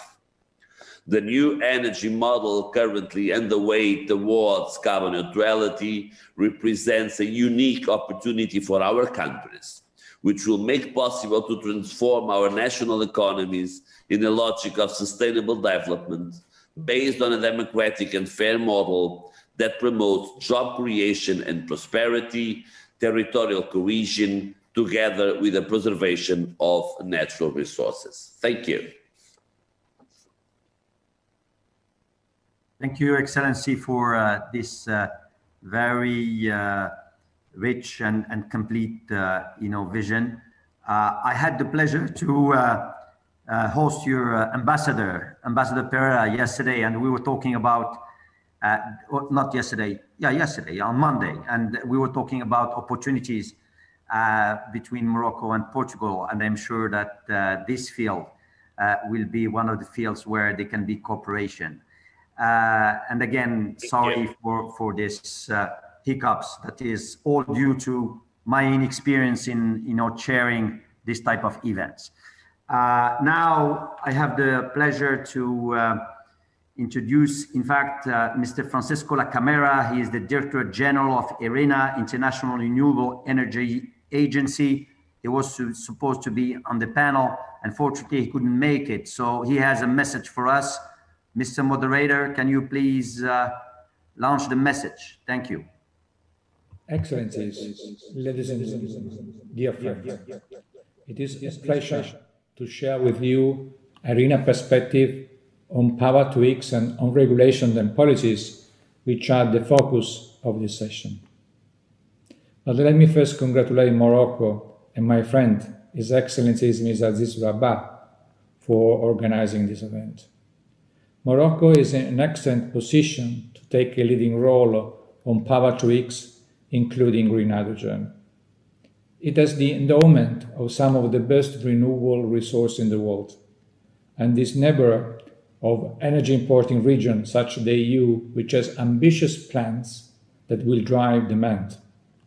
International collaboration and public-private sector collaboration will be critical. On the request by its members, IRENA established a collaborative framework of green hydrogen this June. The EU and Morocco were elected the co-chair of the framework, which reflect their leading role in this area. IRENA, with its global membership, has indeed a central role to play in analyzing latest development and impacts of different aspects of hydrogen strategies and to support international cooperation in this space. In parallel, we are also expanding partnership with relevant stakeholders, including the World Economic Forum, to facilitate enabling framework of the Accelerating Clean Hydrogen Initiative. Moving on the specific topic of this session, at IRENA, we understand the importance of policies to support the development of green hydrogen. Long-term commitments are needed to give a signal to investors and channel private capital towards hydrogen technologies. Regulation is needed that leads to the creation of new market. Certification is needed to track and value lower emission from green hydrogen. And risk mitigation measures are needed to address offtake uncertainties, which is critical for electrolyzer projects. To assist government in the process of navigating through the different policies, we just, as IRENA, released a policy-making guide on green hydrogen. The reports cover 4 pillars. First are national hydrogen strategies. They should define the level of ambition and serve as a reference for private actors' financing. The second pillar is setting priorities. Policymakers should identify and prioritize applications that provide the highest value. For example, industry and hard-to-abate sectors before low-grade hits. Third pillar focuses on introducing guarantees of origin. They should provide a clear label on CO2 emission to increase consumer awareness and claim incentive. And finally, policymakers should design enabling policies to create industrial, economic, and social value, including new and good jobs. Ladies and gentlemen, green hydrogen cannot achieve its full potential without being competitive. Renewable electricity, which is the main driver for costs, has achieved significant cost decline over the last decade, and we continue to do so in the coming year. Therefore, we need to focus on the other cost driver, in particular the cost of electrolyzer. For this, ARENA's work on hydrogen will also look at strategies to achieve a rapid scale-up and cost reduction for electrolyzer. These strategies cover innovation to improve the performance, economy of scale for plant enduring manufacturing, as well as learning through deployment. New findings on cost trends of green hydrogen in the mid and long-term perspective will be released by ARENA in the coming weeks.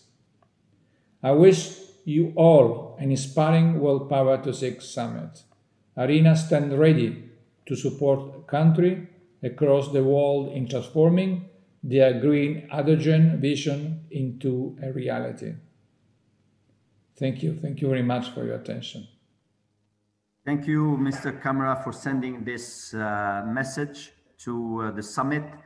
Now we are moving to the last part of this first session, which is a panel. And it is my pleasure to have on this panel three panelists. The first one will be Mr. Paolo Franco. Paolo Franco is head of the Renewable Energy Division at the International Energy Agency, which he joined in 2007. Dr. Franco leads the IEA's work on renewables, providing analysis and advice on policies, markets, and technologies to 30 members and 8 association countries. A physicist by training, Dr. Franco holds a PhD in energy and environmental technologies from the University of Rome. The second panelist will be Mr. Ilyas El-Fali. Ilyas joined the OCP group in 2009 as a project manager in strategy and partnership direction. He progressed through management roles in the partnership direction and in Jorf Lasfar's commercial port before becoming director of the Safi site. In 2015, he became the executive vice president of industrial operations. And the third and the last panelist will be Ms. Tariq Hammam. Tariq is the executive director and head of development at Mazen, where he is in charge of developing Mazen's project and activities in Morocco and abroad, mainly in Africa, starting from the development strategy and the sourcing of renewable project opportunities to the launch of construction. Tariq has more than 17 years of managerial experience in leading the development of large-scale infrastructure and power generation projects, including IPPs, PPP, and EPC projects for different technologies. So thank you, gentlemen, for being with us this morning. I will give the floor now to Dr. Paolo Franco for a presentation. And he will be followed by Ilyas and by Tariq. And we will move to, after their presentation, to a Q&A session. Dr. Franco, the floor is yours. Thank you, Mr. Chairman. It is indeed a great pleasure and a great honor for me to represent the IEA in this high-level opening of the summit. To me, allow me to give the broader picture. You said Power to X has a global stake. So let me present a few slides, if I may, on precisely this, hoping that this will work. Okay, first, the solar and wind revolution is now. It is not in the long-term future. It is right now, underpinned by significant reduction costs. What we will see in the future years, 5 years, is the following. Here in the graph, you see the total installed capacity for each fuel, and this is what is going to happen for solar and wind. In the next 5 years, the total capacity will double, and by 2024, solar and wind capacities together will overcome coal, which needed 80 years to install these capacities. That's a real big revolution. Second point, the costs are going to continue to go down massively. And if you look in particular at the sustainable development scenario of the IEA, which is in line with the Paris Agreement, the green bars, you will see that solar PV will continue to decrease cost by 50%. Same will happen with grid-scale batteries and offshore wind, and most importantly for this session, the hydrogen electrolyzers if scale is created. Now, one important caveat, of course, direct electrification of end users and Power-to-X need to go in parallel. They are both very important pillars of the clean energy transitions, and this is just a well-known examples. The market of the electric vehicles will have to increase, and the stock of the electric vehicles in the world will have to increase by more than 30 times in the next decade in order to be in line with the sustainable targets. And then let's come to the hydrogen, and in particular, green hydrogen. Three main reasons are fundamental motivators for hydrogen. One is integrating more renewables because it includes more flexibility and storage options. The second, which has been mentioned several times, decarbonize hard-to-abate sectors such as steel, chemicals, but also transport. And one aspect that has never been mentioned this morning, enhance energy security, because it provides more diversification of the fuel mix, it provides a massive expansion for renewables, and also flexibility to balance the grids. So up to now, as you know very well, of the 70 million tons of hydrogen today in the world, basically 99% is produced by fossil fuels. This will have to change massively in the next decade, and then even more so in 2050. And if you look at this point in 2050, at least half of the total hydrogen production will have to come from the electrolytic route, of course, for a low carbon electricity. So today, only 200 megawatts, roughly, of electrolyzers are installed in the world. They have to ramp up to 3,300 gigawatts in this time frame. And if you look even farther in the future, by 2070, around 1/5 of the whole electricity production will be dedicated to the hydrogen production to produce green fuels and green chemicals. This is a huge quantity. It's some 15,000 terawatt hours, which is almost the half of the world consumption today, and which is more than the whole generation of all renewables globally today. Now, by doing that, it was mentioned, but I would like to stress two examples of demand for these fuels. One is long-term, long-haul transport. For instance, this in the graph in the left, this is the international shipping, where we see a fundamental, significant augmentation of, in particular, green ammonia to provide these fuels. And in the right graph, there is an example for the industry. This is the iron production, where we see a big potential of expansion of the 100% direct reduced iron production through electrolytic hydrogen. Now, these are, of course, will be complementary, and there are other options in the industry, but these are just examples of a huge demand driving these markets. Now, in terms of geographic potential, and the potential of Africa has been mentioned several times, if you look at this map, which are the long-term hydrogen production costs from solar and wind, just don't look at the scales, but look at the colors. You immediately see what are the continents that are more dark blue, where there is a long-term potential of low-cost source of hydrogen production with favorable resource conditions, and Africa has a central role to play, not just vis-a-vis Europe, but actually vis-a-vis the whole world. So in conclusion, there are four priorities for us in this decade to go forward. One is to use industrial hubs, because these are the nerve center of having the resources and having the infrastructure for transporting the hydrogen. Second, as much as possible, use also existing infrastructure, for instance, the gas grids, enhance all the demand in terms of mobility, industrial capacities, and open new international trade. The center of this conference is, of course, the relation between Africa and Europe, but a much bigger, larger picture here it is at stake, first for the whole continent of Africa, and then actually the global markets. So allow me just to summarize 5 points. One, the solar and PNW wind are really transforming the power systems worldwide. The direct electrification of end-use sectors and the Power-to-X are two critical complementary pillars for all the clean energy transitions. Third point, very important, thanks to the electrolyzer flexibility, the Power-to-X and the production of green hydrogen facilitates the integration and allows faster deployment of solar PV in wind in local circumstances. This is very important. You cannot create an export-oriented industry without also cleaning the local power mix, and this is going to happen. There is an huge opportunity for opening new commodity international trade, by the way, massively expanding the potential uses of renewable electricity.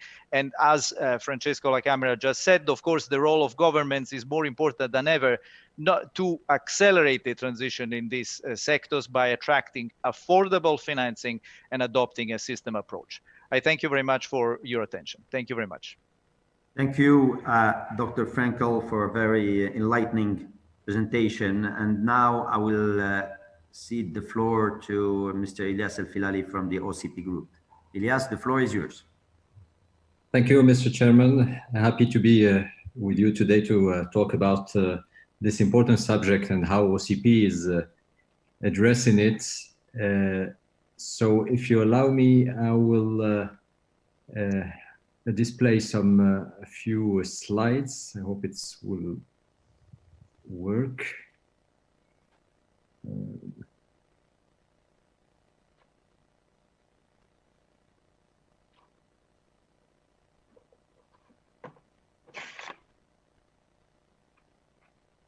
Don't worry, that's the Murphy's Law.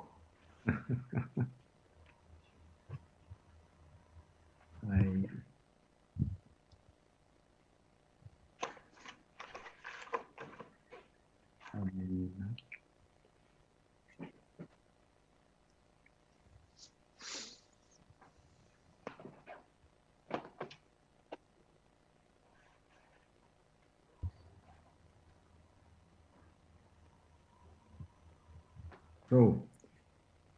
Yes, if you want me to give the floor to Tariq, once you get all set, I can come back to you at the end. Yeah, I would prefer, please. Okay. I can't display it. So the floor is to you, Tariq. If you have a problem also with technology, I cannot switch back to Ilyas, so it's better work. Thank you, Chairman. I will try to connect. I think I have also some problem with the presentation.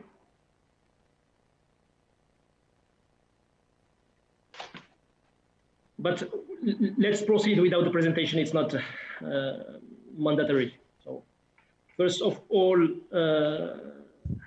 ladies and gentlemen, Your Excellencies, thank you very much for giving us the opportunity to participate on this very important panel dedicated to the Power-to-X. So I will not repeat what has been said before about the competitive advantage of Morocco in terms of renewables and green hydrogen and the world of Power-to-X in general. Thanks to the very interesting potential of renewables we have in Morocco in terms of wind and solar, that make us one of the best places in the world for the generation of renewable electricity.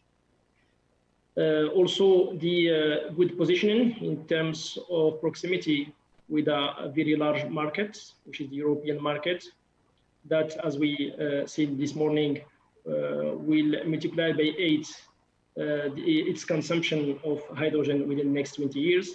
And this will represent a dozen of gigawatts of green electricity to develop to serve this market. And of course, the local production in Europe will not be allowed to feed this need. And Morocco is definitely one of the potential feeder of this need to the Europe.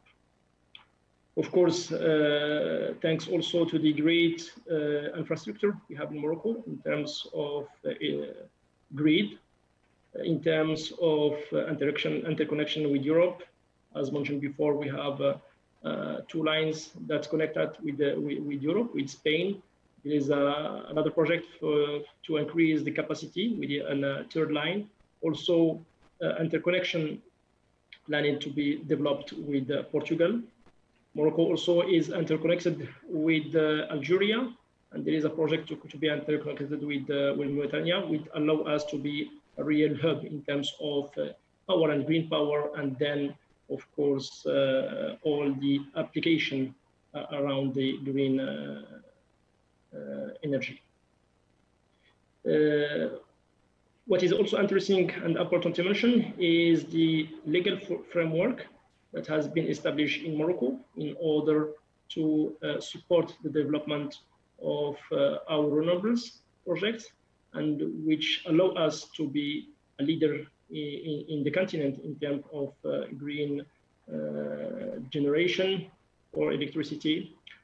Thanks also to the maturity of our financial and banks that are very active and promoting the development of power project, mainly in the renewables area.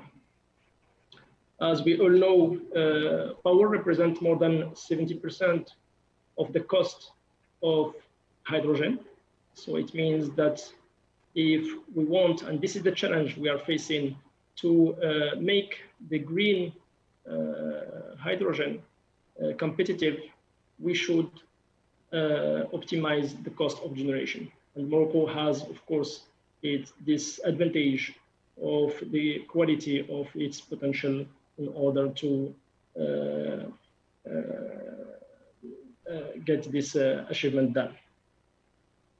But moreover, what has been said about the potential, one of the most advantage we have Morocco, and that position us as a perfect partner to develop this new segment of Power to X, is the resilience and the commitment we shows in the execution of our strategy, and especially in the renewable area. From 2009, when Morocco has established its renewable strategy with clear objectives in terms of renewables, wind and solar, with a target of 52% by 2030.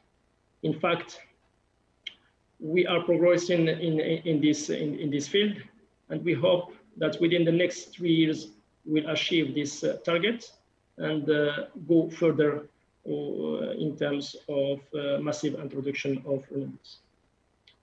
So Mazen has been developing for the last 10 years several integrated renewable projects in accordance with its mission, and this covers different technology, solar and wind.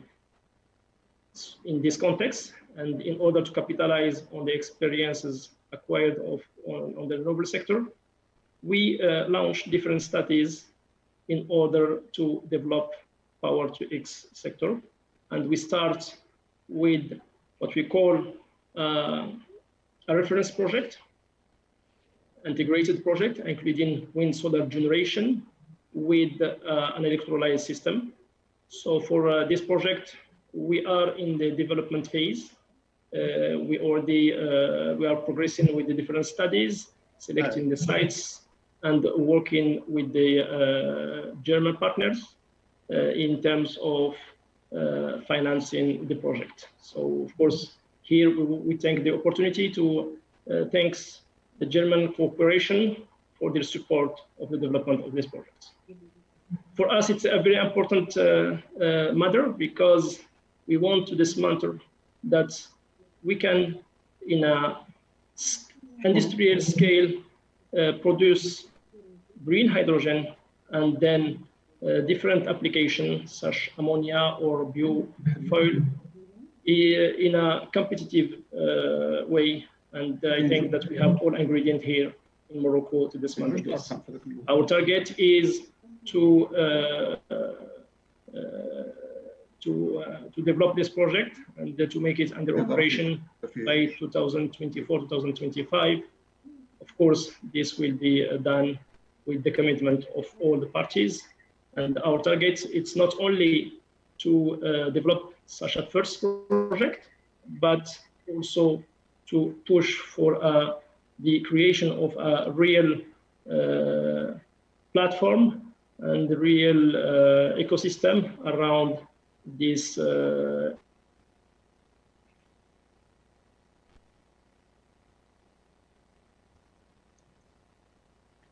Seems that we have problem of connection. Tariq.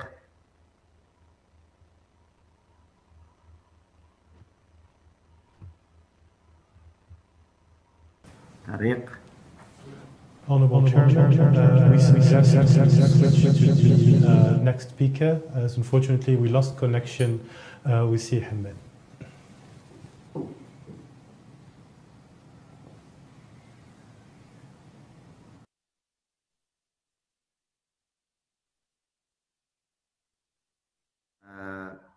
Connects again, then we'll give him a few words to conclude his presentation. Ilyas, the floor is yours. Thank you, Mr. Chairman. I hope this time it's working. Do you see my slide? It is. All right. Thank you, and sorry for the inconvenience. So if you allow me, I will start with a short introduction of OCP group for those who don't know OCP before moving, of course, to our subject today. So OCP is one of the leading phosphate or fertilizer producers in the world, with a global footprint covering the 5 continents, around $6 billion revenues annually, and something like $2 billion EBITDA, and 21,000 employees. We are enjoying an exceptional position in terms of reserves. And according to the USGS, Morocco has something like 3/4 of the world reserves, competitive and high quality reserves, which makes OCP, and we consider ourselves to be the phosphate custodians, the phosphate responsible custodians, and that's why actually we are engaged in a CapEx program that is mentioned here, aiming to double our mining capacity, tripling fertilizer capacity over the last decade, in order to serve, I would say, a sustainable agriculture all over the world, and to contribute to the food security in the world. So very briefly, in terms of history, we're actually celebrating today, this year, the 100th anniversary of the group that started its operations in 1920 as a pure mining, phosphate mining company.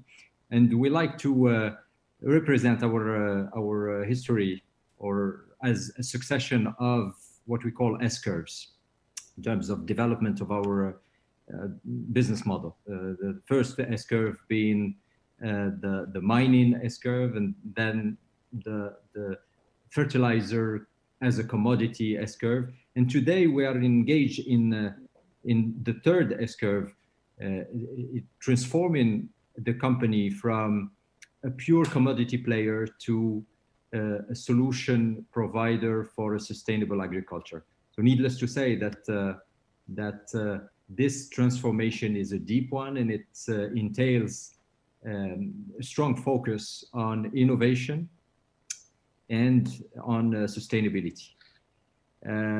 So, I mean, sustainability, of course, is a broad subject, and I will need more time here to develop the group strategy in sustainability. But let me focus more on energy and its downstream. So energy is one of the main pillars of our sustainability strategy. And OCP is today covering 87% of its electricity needs through renewable and clean energy, both by recovering heats from the processes of fertilizer production, and also through the use of wind power. And for example, today, 3 out of 4 mining sites in Morocco are already 100% renewable electricity.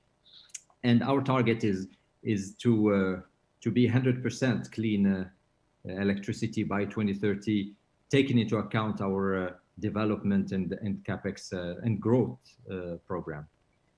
In terms of carbon footprint, it's something we are monitoring very closely, and it's actually at the heart of our development strategy. And as you see in the chart in the left, we've been tripling our fertilizer capacity over the last 10 years while maintaining a stable carbon footprint. And on the right chart, you see another example of this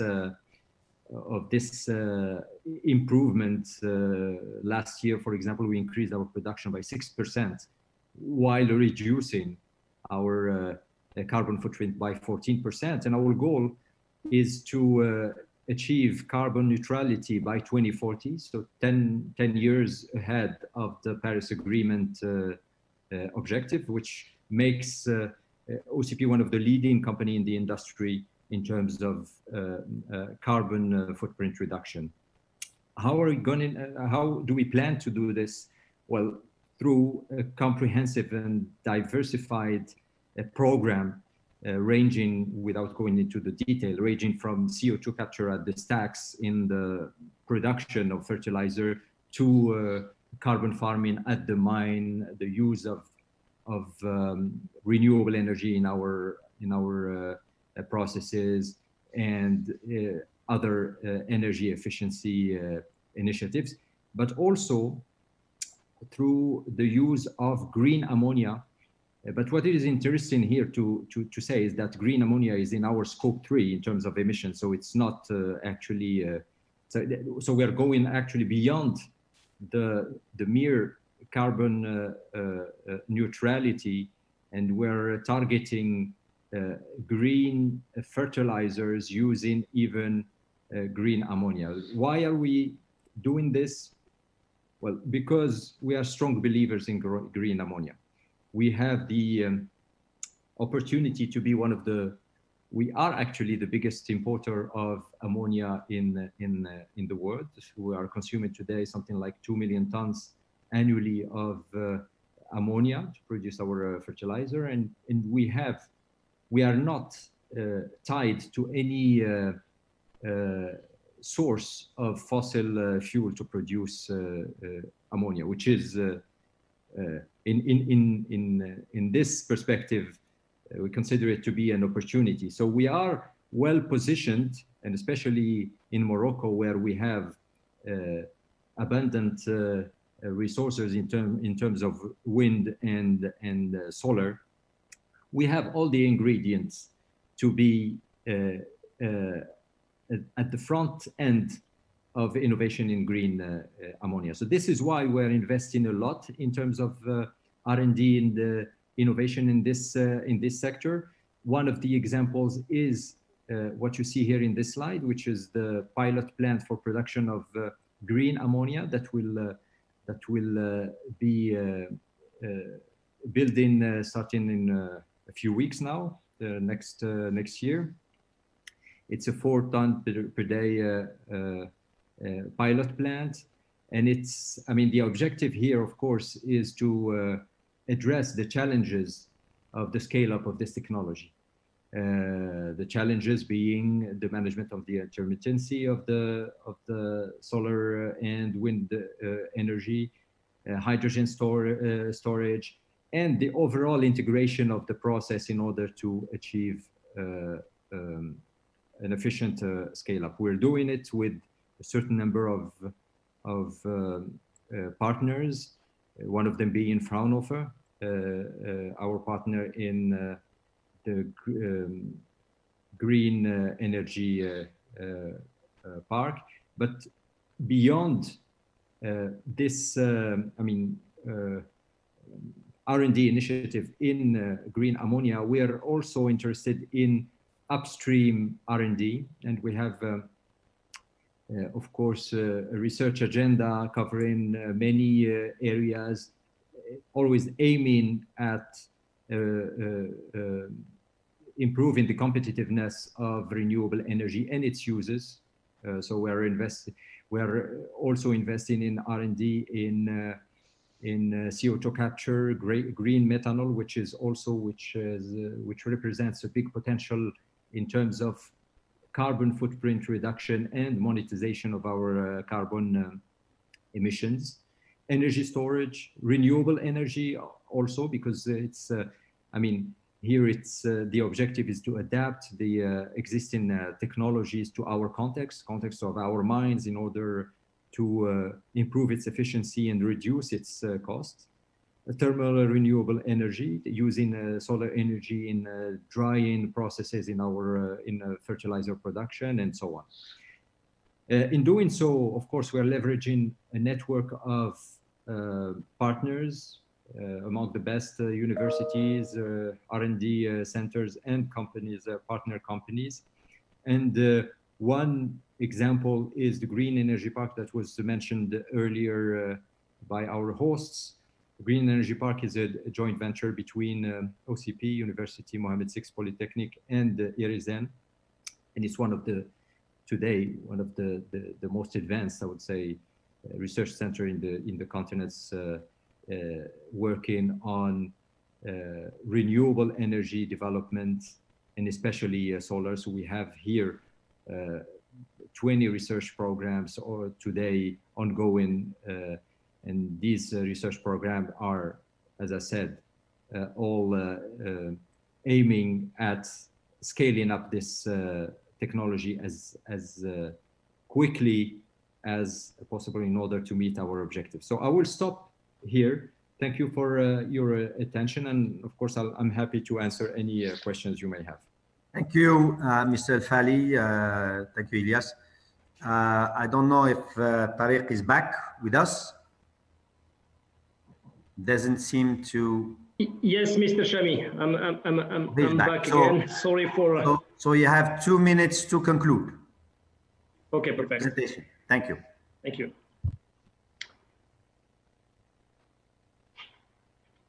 Sorry, I was interrupted by the connection. In order to conclude, I just want to come back to the reference project we are developing in Mazen. It's as I said before, it's an industrial scale project. As you know, all components that are involved in the development of green hydrogen, if we take it separately, are mature. So mainly the power generation, the electrolyzer. So we are targeting to have alkyl electrolyzer here.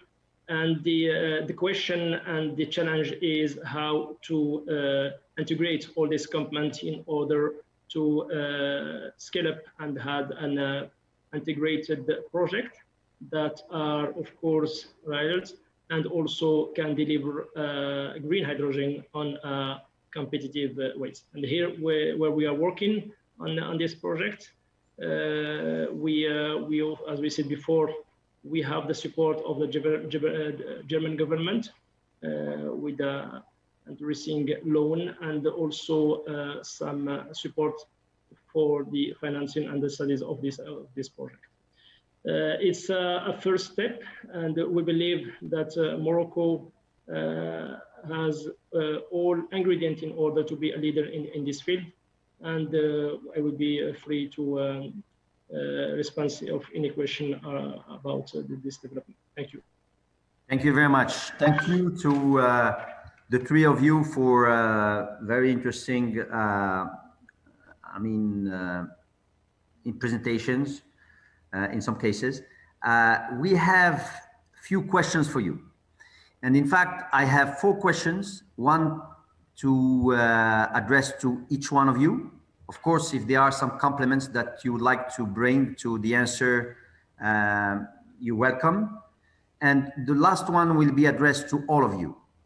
I'd rather have you please have some concise answers and short answers, because we are running out of time. But of course, any important information is welcome.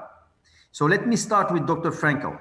Doctor, the question is the following: what is the importance of bilateral agreements, i.e. we're thinking about policies, regulations, to jumpstart this Power-to-X development worldwide? Thank you. Thank you, Mr. Chairman. I think the importance is very important, is crucial, because we know the technology that we have to use to produce green hydrogen. What we need is a massive scale up. We need to go from the sizes, the largest electrolyzers today is 10 megawatt, and we need to go to the 1 gigawatt scale in 2030. So bilateral projects and this are very important for that. I would add also another aspect that was mentioned by Mr. Lacamera: create industrial social value, create the jobs, make the North Africa and Europe the technology leader in knowledge and innovation. And for that, one is important to create demand, and second, to have these partnerships. So I think the bilateral agreements are fundamentally important. Thank you very much, Doctor. Elias, Tariq, anything to add? Okay. So let me move to the second question. The second question will be addressed to Elias El-Fali. Elias, what are the key challenges that faces currently the Power-to-X development, according to you? Thank you for your question, Mr. Chairman, and my answer would go back also to build on what Mr. Franco just said. I think the technology is known, but the real challenge here is first competitiveness challenge. So this is why innovation and R&D is key in terms of scaling up, of course, the electrolyzers, but also solving the intermittency issue. And what is interesting here also, and I had the opportunity to mention it in my presentation, is that the solutions in terms of innovations are to a great extent local. They should be adapted also to the context where we are operating, and this is why we need to have local capabilities in terms of R&D. Second challenge for me is a challenge of building a strong ecosystem that supports this ambition. An ecosystem both in terms of dynamic and innovative industry locally, but also in terms of development of skills and preparing the right skills that can support such development. Thank you, Tariq. And by the way, I was very impressed by all the projects you are currently deploying at the OCP. I mean, to reach the neutrality carbon by 2040, if I remember correctly. So great job. Thank you. Any compliments, any addition that Tariq or Dr. Franco would like to bring to Mr. El-Fali's answer? Thank you, Chairman. Yeah, I think we are all aligned that the challenge is the integration of all the components and to dismantle that we can produce in Morocco, thanks to the quality of our resources, green hydrogen on a competitive basis. And for that, I think, as you mentioned, the bilateral collaboration, it's very important, and this is what is now implemented in our first project in Mazen. The scale, it's around 100 megawatt, which is an industrial scale. And I think we believe that within this scale, we will show that we can reach a certain competitiveness. But for this also, we need to establish a regulatory framework that push the development of such green generation. And here I think that the government has a role to play in order to support. Of course, we are talking about the new barriers that will be established in Europe in order to enhance the free carbon production. And here I think that there is a great job to be done by a different government, and we have our place in this area. It's very important that we will not consider green hydrogen as a raw material from Morocco, but we should take advantage of the whole add value that can be created in terms of industrialization.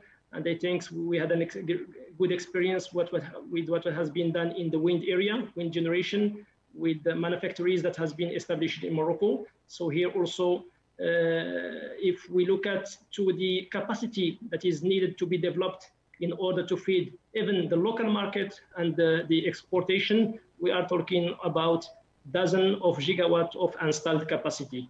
And here it's, I think, a very important quantity that allow us to have this ambition to develop an industrial ecosystem around this new technology in order to catch the add value and to feed the market with the appropriate product. Thank you.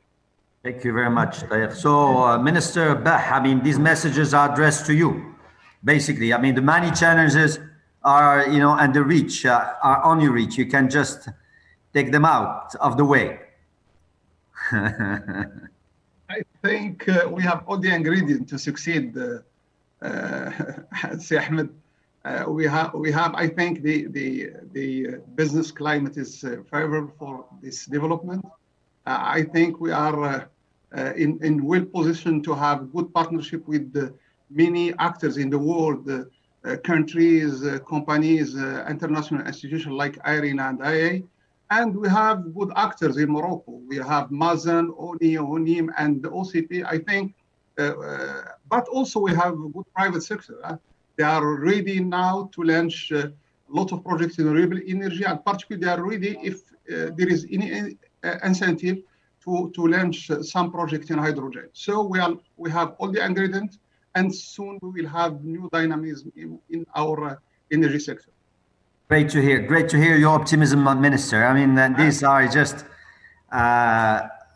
very encouraging for all the actors. And as I said in my speech, I mean, government should set the vision, the direction, send signals, and I think you are doing it right now. And so this should, of course, hopefully continue, and we, as a nation, will be successful building this hydrogen economy with our partners, with our international partners, and of course, having this strong ecosystem that is very dear to my heart, as you know. So let me, Dr. Franco, anything you would like to add on this question, on this topic? Okay.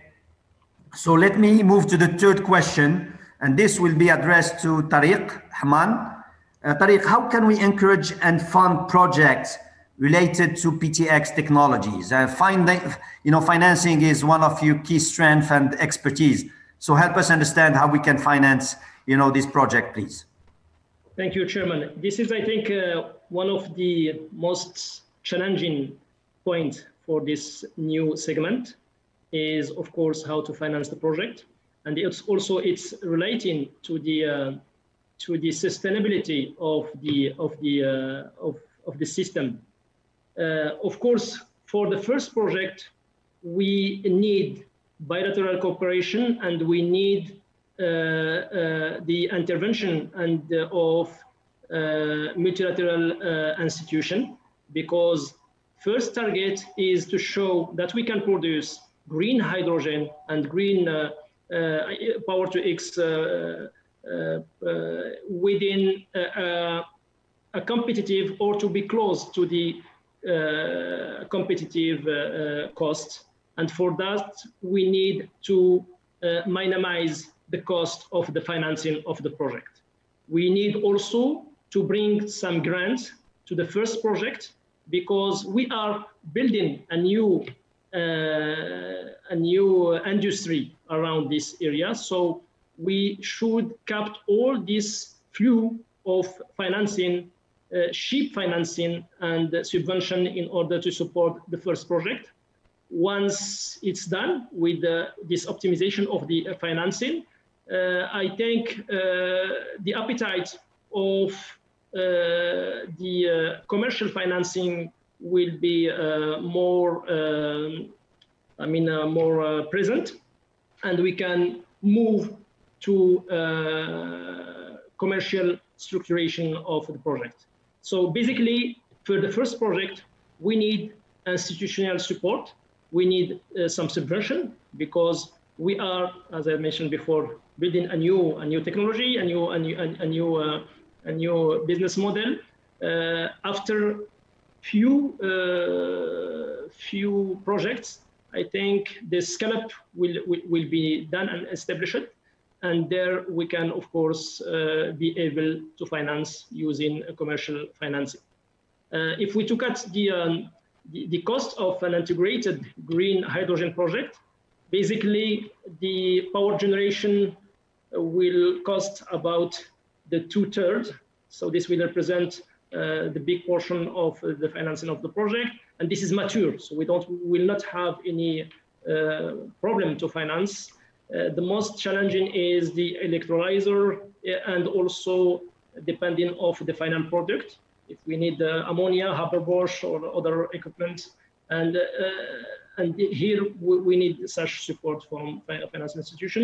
And this is what we are doing for this project, the first project, with the German banks, KfW, which we are supporting our project.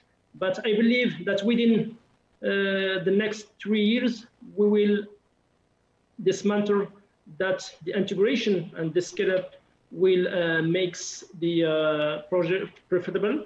Of course, we have also to secure the offtake, and here also there is a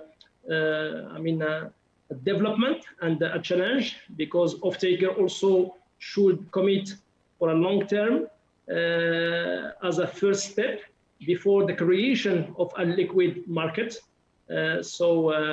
And we are starting even for this first project discussion with different partners. We have some collaboration with German companies and also Netherlands companies in order to look at to the potential off-takers of our green hydrogen and different products. Thank you, Tariq. Ilyas, Dr. Franco, any addition? Yes, Dr. Franco, please go ahead. Thank you. What I wanted to add is that, of course, we are in a special situation now due to COVID-19 and the unprecedented impact on the energy systems and on the economies. It is also a unique opportunity to allocate money and to build back in a cleaner way. So it is fundamentally important that this opportunity is taken, and the European New Green Deal and the recovery packages that are coming must include green hydrogen, and there has to be flexibility to allow investment in Morocco, in North Africa, and this hydrogen and this opportunity to be exploited. I think this is a very special situation, but which is also a special opportunity right now. We need to build scale. Thank you. Yeah, I strongly agree. You are in a violent agreement, Frank, on this. Let me move to the last question, and this one will be addressed to the three panelists. Is the current infrastructure ready for a PTX economy in Europe, in Africa, and between Europe and Africa? Please, Dr. Frankel, the floor is yours. I think there are all the ingredients for a good starting point. the two continents are interconnected, not only commercially, but also with infrastructures, with grids, with pipelines, and all this, and of course, through shipping. So this is a good starting point, but I want to repeat what I had said in my presentation. What is at stake here is much more, is a leadership in global markets, and therefore also more ambitious plan for expansion should be included. Thank you very much, Ilyas. Well, I also agree on the fact that infrastructure, I think here will not be a hurdle to the development, because I think we have what it takes in terms of proximity, in terms also of existing electricity infrastructure, ports, and other things. And I think we have today, with the solutions of the use of methanol, for example, and ammonia, which are, I would say, simple to transport. The logistics are well known, and I mean, they don't require any particular infrastructure that we don't have. So I think really here the issue is not infrastructure.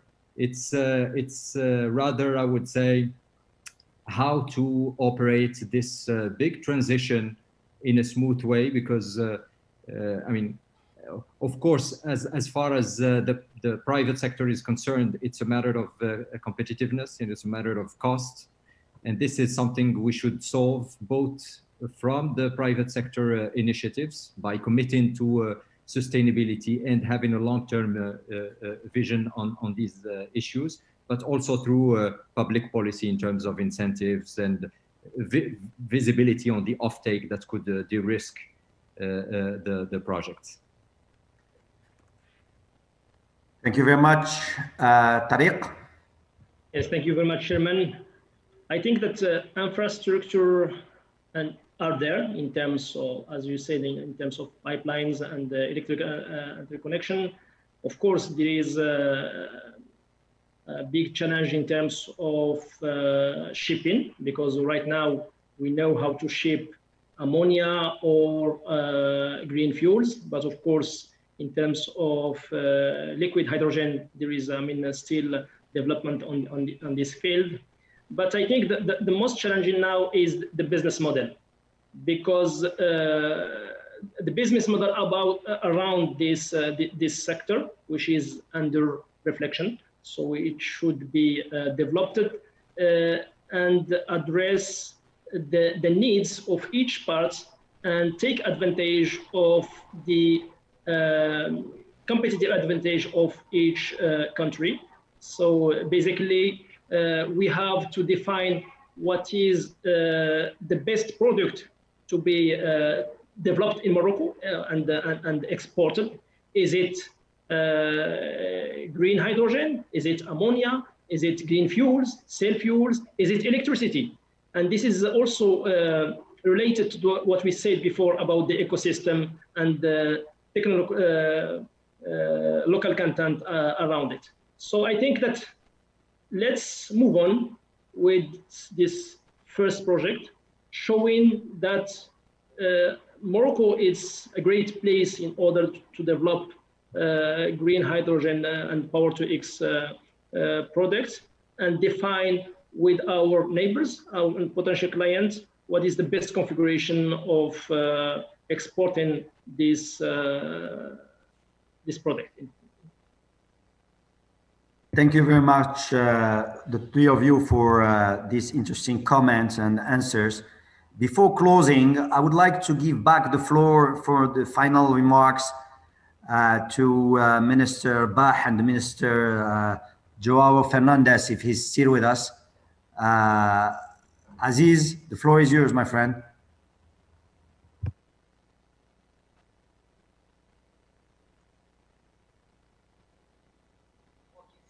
Thank you very much. All the reports made at international level by some organization show that Morocco have good opportunities now to attract some investment in hydrogen.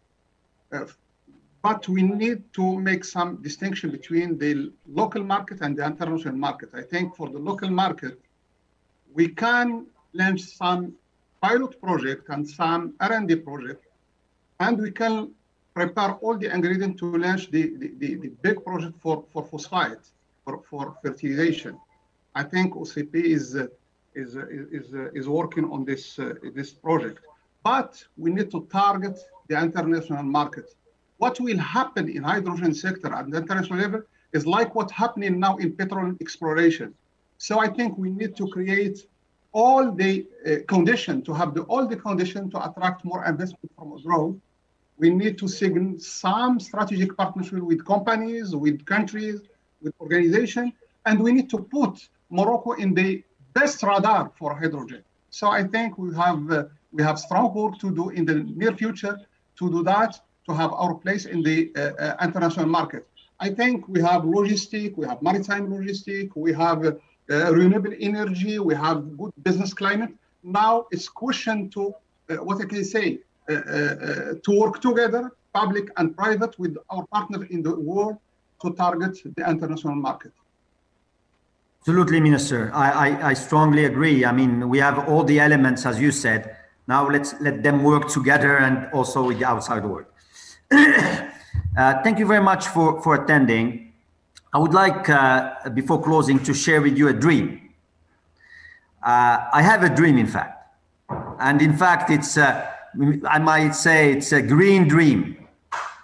A dream where our citizens breathe pure air, where the citizens pay less for electricity bills, where citizens can move around using cars, electrical cars and buses, electrical buses, where there are no shortage of water because we are desalination is happening. I have a dream where companies are competitive and they are building free carbon products. And in fact, the last piece of the dream is really the new frontier for the EU and African UA or African countries relations. We can really make it happen, and Power-to-X is definitely can be a big ingredient to enable this dream and all these elements of the dream. So again, thank you very much. Thank you to Badr, Iken and Irizen, and to the M6P for organizing this first summit. Hopefully we'll see each other next year again. And I know that the agenda is still long, and I give back the floor to the moderator. Thank you to all of you for attending. Thank you, Mr. President, for your most effective and smooth chairmanship of this high-level opening. The high-level panel set the scene through country examples, through data, through potential. The high-level opening panel also set the tone through optimism, through this invitation for partnership. The high-level opening panel also set the tone in terms of roadmap, in terms of identifying certain opportunities, priorities, and also linking with the broader recovery effort. And finally, thanks to the chairman, the high-level opening panel also set the dream.